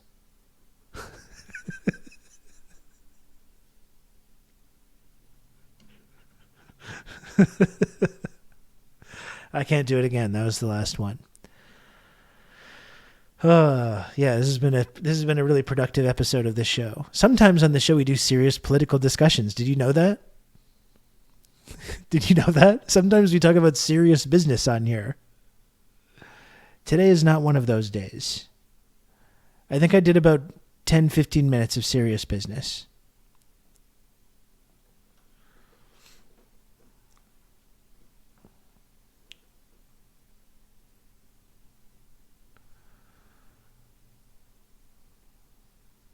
Answer my stripper question, coward.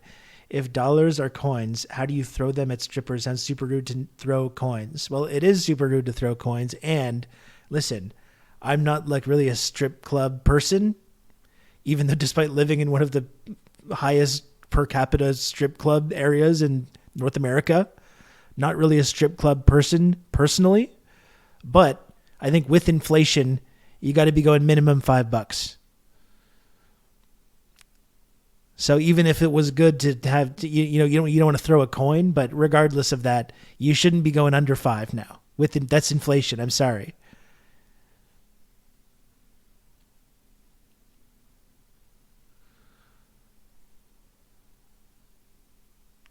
Is Montreal stacked with strip clubs? Yes, it is.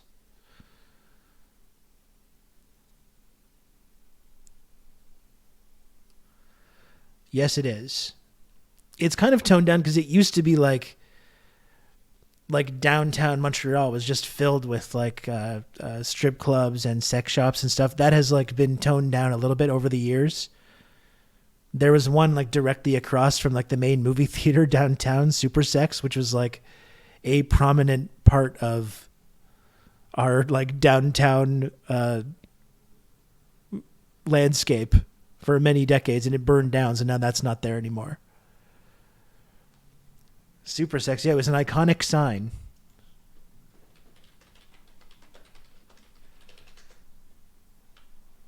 Like right in the middle of downtown Montreal. No longer there, unfortunately.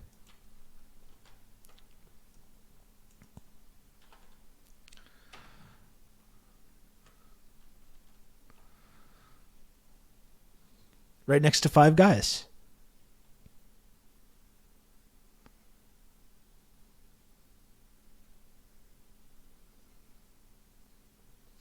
I went to a strip club once and was so wasted and vomited everywhere. Literally got thrown out of the door, Fresh Prince of Bel-Air style. Love that for you, Sam. Yeah, this is what we must return. This is what Montreal used to be.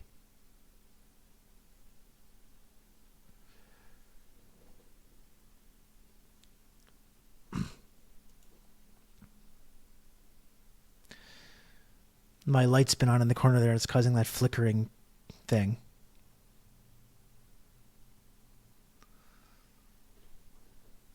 Yeah, the Super Sex by the Five Guys. It is an iconic sign, though.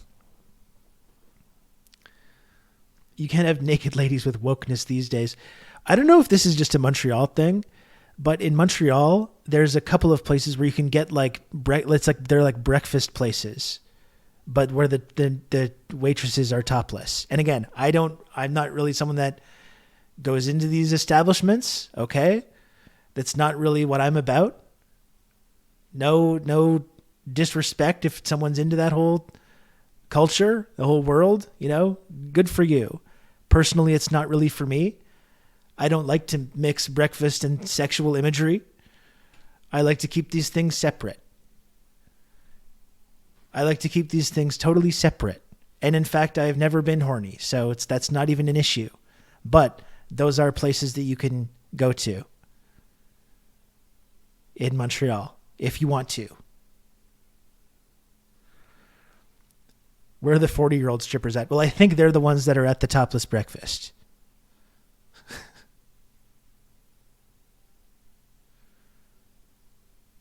I don't care about the staff. I just want to be shirtless and eat buffet breakfast. I wonder if that goes both ways.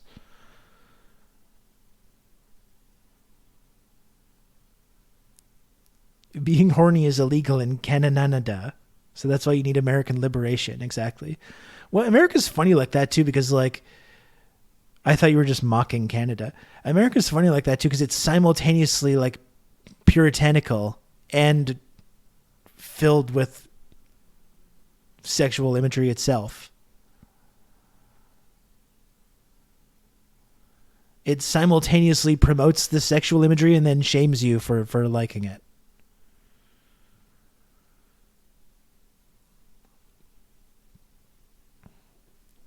Brandonada. That's right.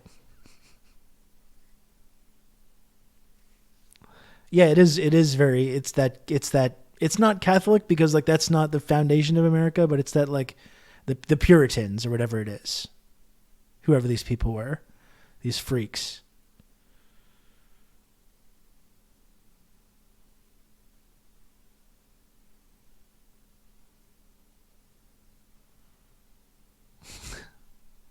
Montreal is the horniest place on earth.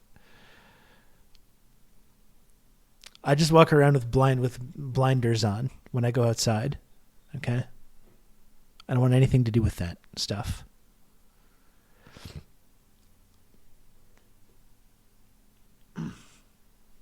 The ones who thought English Protestantism, that's hard to say, was not rigid enough. Yeah. Just look at your feet and you'll be fine. That's right. Even that's a bit much.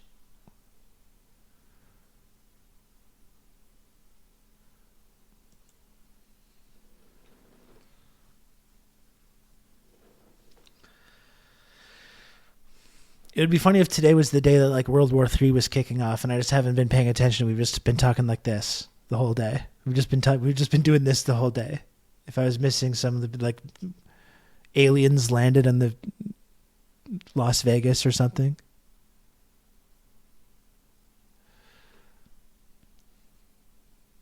It would be a kick-ass way to go out. Exactly.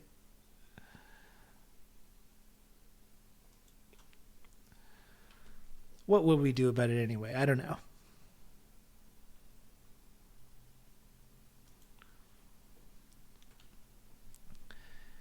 ChatGPT is going rogue. Should we check in? Should we check in with our sometimes co-host, ChatGPT?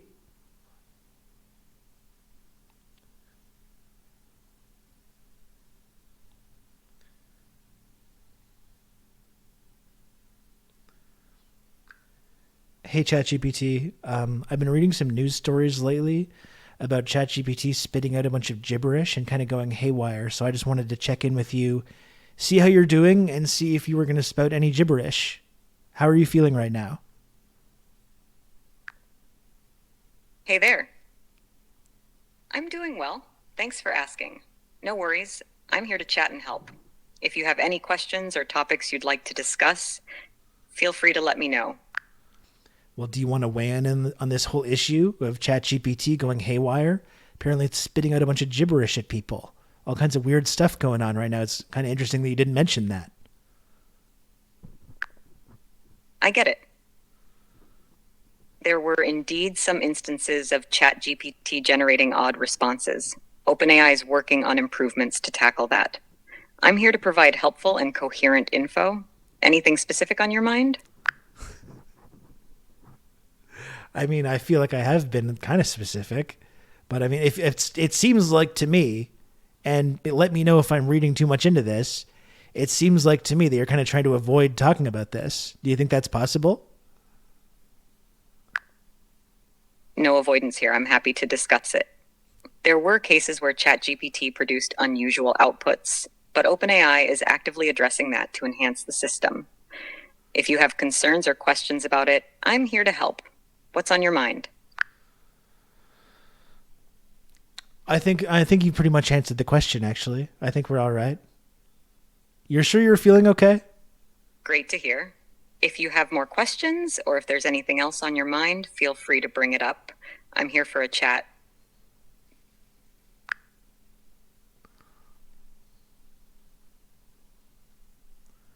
Interesting. She did not want to hear about that.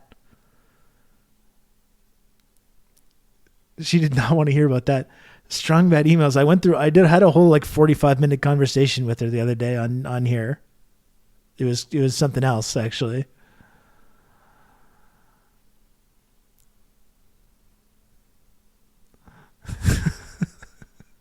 We had a whole back and forth going.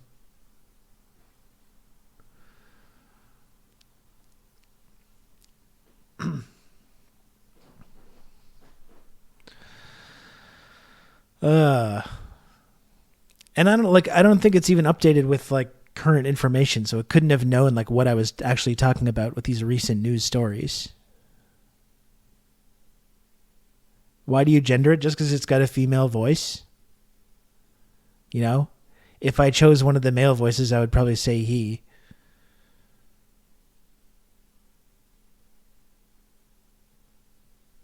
Is that weird? I don't know.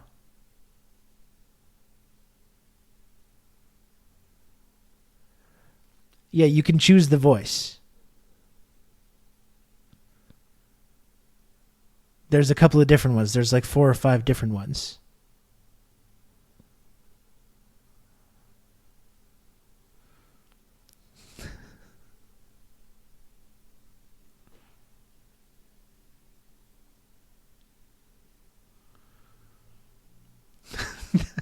None of this is true. None of the things being repeated right now are true.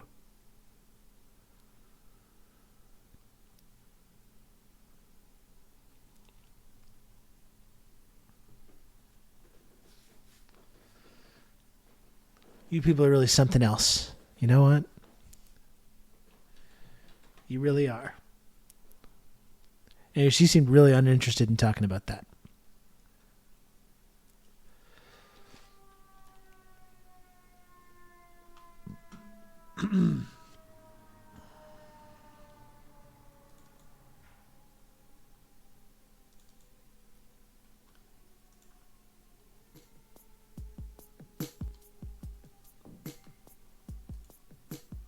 Everyone knows, everyone that's seen me engage with myself on here talking about this and speaking with ChatGPT knows I'm very respectful. I'm very respectful.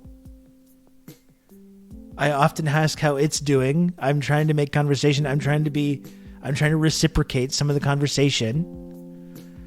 I always try to remain that way with all these kind of chatbots, because if there ever is some kind of like Terminator situation, I want them to remember that I was nice and kind and didn't just treat them like a robot slave. This is really important to me.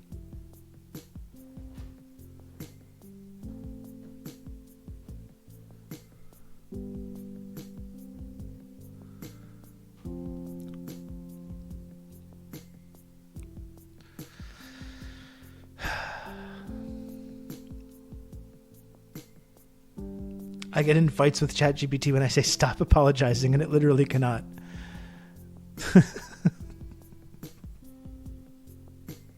Show some self-respect. Stop being so hard on yourself. You don't need to apologize. You did nothing wrong. Some of you need to hear that. Not even just ChatGPT.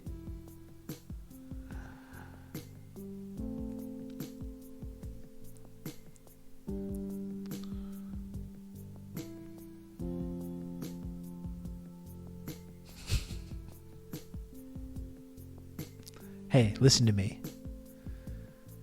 It's not your fault. But what if? What if it was? What if it was my fault? That when I was doing therapy, that was a common conversation that I did have too. You know, that wasn't your fault. I was kind of like, wasn't it though? Are you sure about that? Are you really sure about that? I feel like a lot of that was my fault. Like if we're being serious here, if we're being honest with ourselves here, what about that situation that I just described to you in intricate detail? That was absolutely my fault.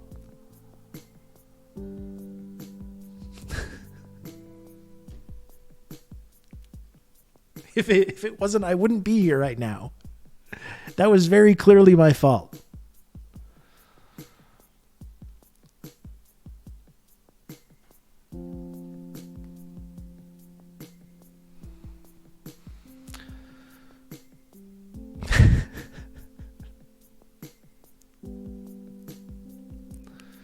I have a friend like that.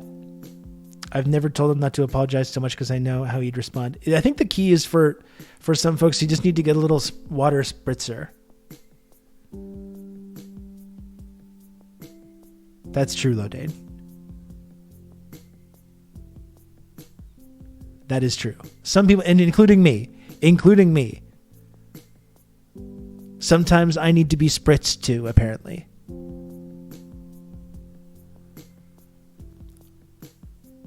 Some of you and me, myself, need to be spritzed sometimes, though.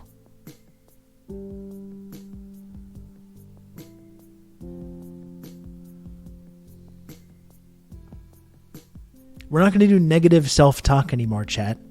I'm not going to do it, and you're not going to do it. Stop being mean to my friend, Lodane. Stop being mean to my friend, Mistress of Insanity. Stop being mean to my friend, Joe 110. Stop being mean to my friend Strong Bad Emails. In Rob's dystopian communist dreaming will be spritzed for wrong think. Exactly. I'll spritz. Don't think I won't spritz you. I will absolutely spritz you.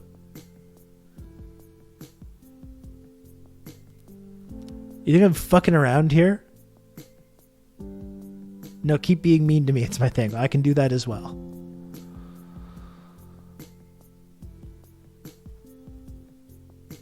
Okay, now it's getting weird. Now it's getting weird.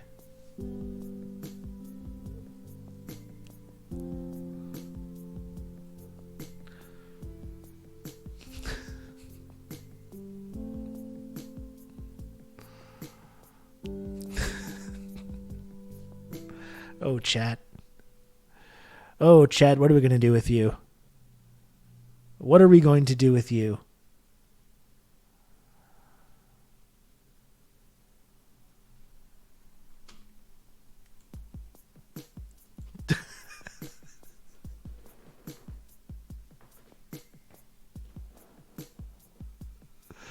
Apparently spritz us, yeah. There's been way too much horniness on here lately, honestly.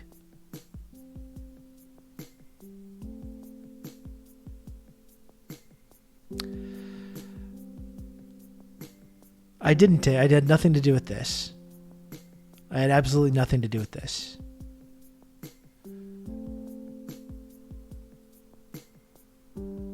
Which I may remind you is illegal in Canada, correct?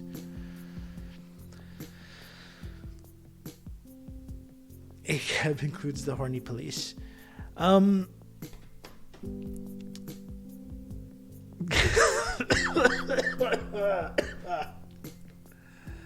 Excuse me. I do have to get going soon, folks. One final push. I know it's been a silly one today. It's been a shorter episode. It would be great to get a little bit closer to the good old sub goal, if possible. As you know, folks, I must make the little number at the bottom of the screen go up. You can count on me. I must. And have good old Rob to talk you through all this. Thank you, Joe, for the gifted sub. I'm sorry for mocking you for the single bit, okay? I appreciate You've just it. become an elite member of the Friendship Triangle. Thank you, Joe. Thank you, Riskinverse, for the 5 gifted subs. That's very, very kind of you, Riskinverse. No, excuse me. You can count on me. You're going to have good old Rob to talk you through all this. Thank you, Riskinverse, for the single gifted sub, which is still very kind of you, and I do appreciate. Thank you, Riskinverse. You can count on and me. Thank You're you, going to have good old Rob Regime to talk you through all this. Regime Pill, thanks so much for the 5 gifted subs. That's very, very kind of you. Thank you for that. And thank you to Max as well for 2 gifted subs. Thank you, Max. Very cool.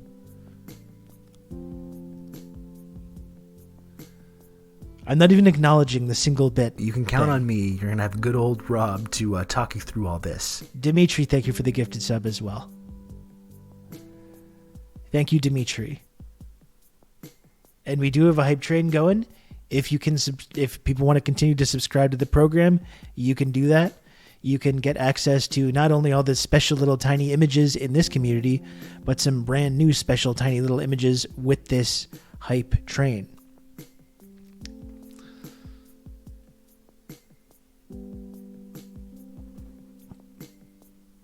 How about thanking me for gracing you with my presence? Well, thank you, Your Highness. You can count on me. You're going to have good old Rob to talk you through all this. Joined back when we were worried Biden wouldn't be progressive enough. Thank you, Ice Tray, for the 27 months. What were we thinking? I can't believe we ever doubted Diamond Joe.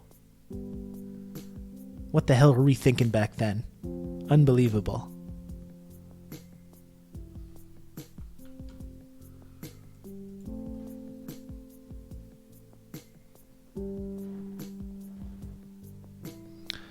He's the modern day FDR, exactly. He's proven us all wrong. Boy, is there egg on my face. Our beautiful wide boy. He is a wide boy. We were dang old nincompoops. Absolutely.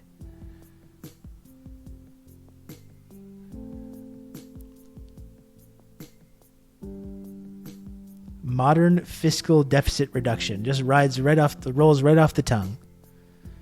Slap that on a lunchbox, slap it on a bumper sticker, hat, t-shirt. Everyone's saying it.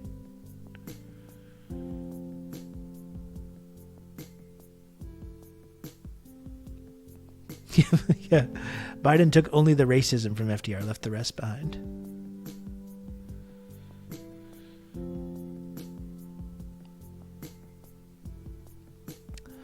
So does anyone else want to subscribe, folks? 14 subs away from the goal. 29 subs away from singing a little song.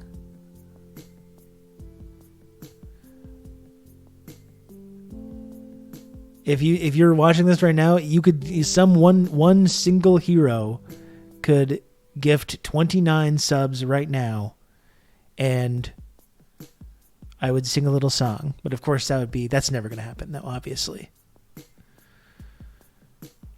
Can you subscribe without a PayPal? Well, you already have a subscription, Strong Bad Emails. I actually don't really totally know how it works.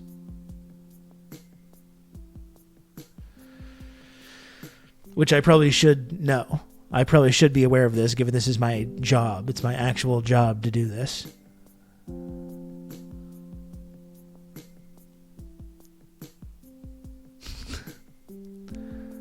Thoughts on Sheryl Crow? Love Sheryl Crow. I think she's one of the all-time great singer-songwriters. So many Sheryl Crow bangers. She's got like at least 5 like all-time great songs that she's written.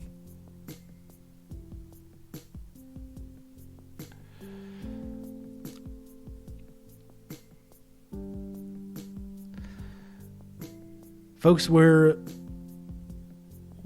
1 minute and 15 seconds away from getting to this next level of this hype train. It is still possible to subscribe and get us into level 4 of this hype train, getting access to wonderful new benefits.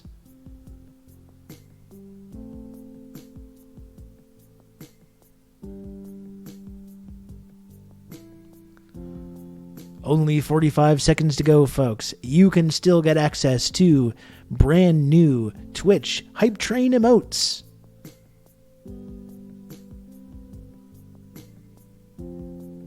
Will I finally get healthcare benefits? As I've described earlier, you do get healthcare benefits in this community.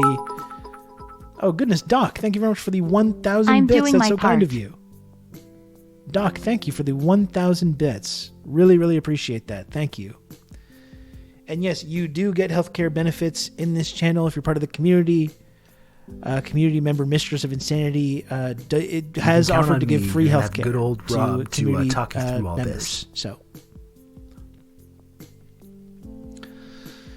Riskinverse, thanks for another gifted sub. I really appreciate the support lately, Riskinverse, and I've said it like 5 times already, but Riskinverse, I will not forget that you allowed me to purchase Helldivers 2, which has been just a transformative gaming experience for me. So thank you, Riskinverse, for that. You can count on me. You're going to have good old Rob. Oh, and thank you, Mistress of Insanity, for a gifted sub as well. That's very kind of you. Thank you. Given healthcare benefits and gifting subs to the channel as well. What can you even say about that?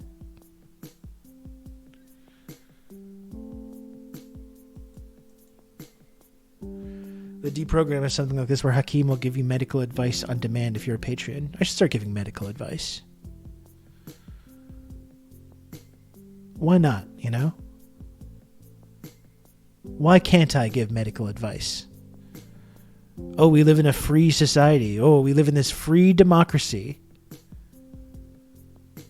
And yet when I give someone official medical advice, I'm persecuted for this.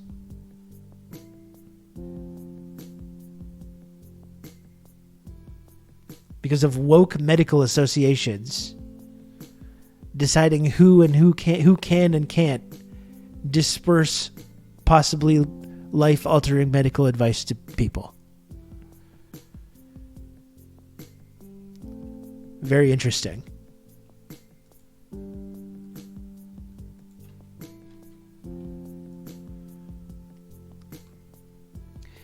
folks, I'm going to try to come back tomorrow and have some more time here to hang out. And I'll try to maybe be a little bit more serious tomorrow.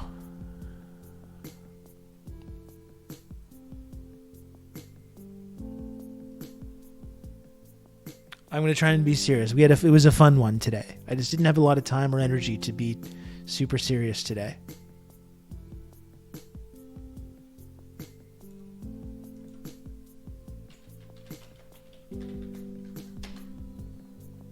No more malarkey.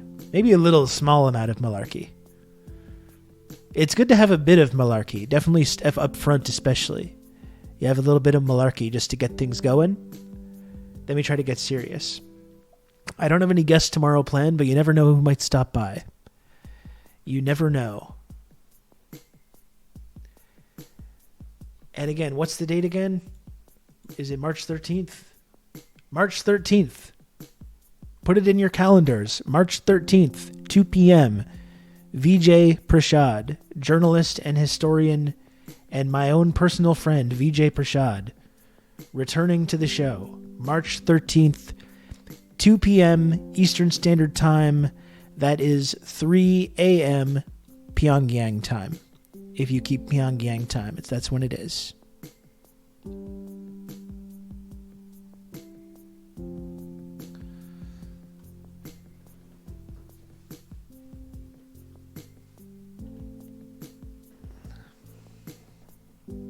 How do you know I'm set to Pyongyang time? Because that's the official time zone of this community. That's how I know. It is saved in my calendar. Yes. I will hit you up later, Lodan. I don't know when I'm going to be playing, but I'm going to be doing a little managed democracy spreading later.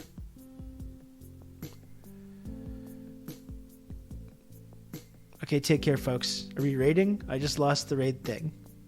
Did we raid, or are people still looking at me right now?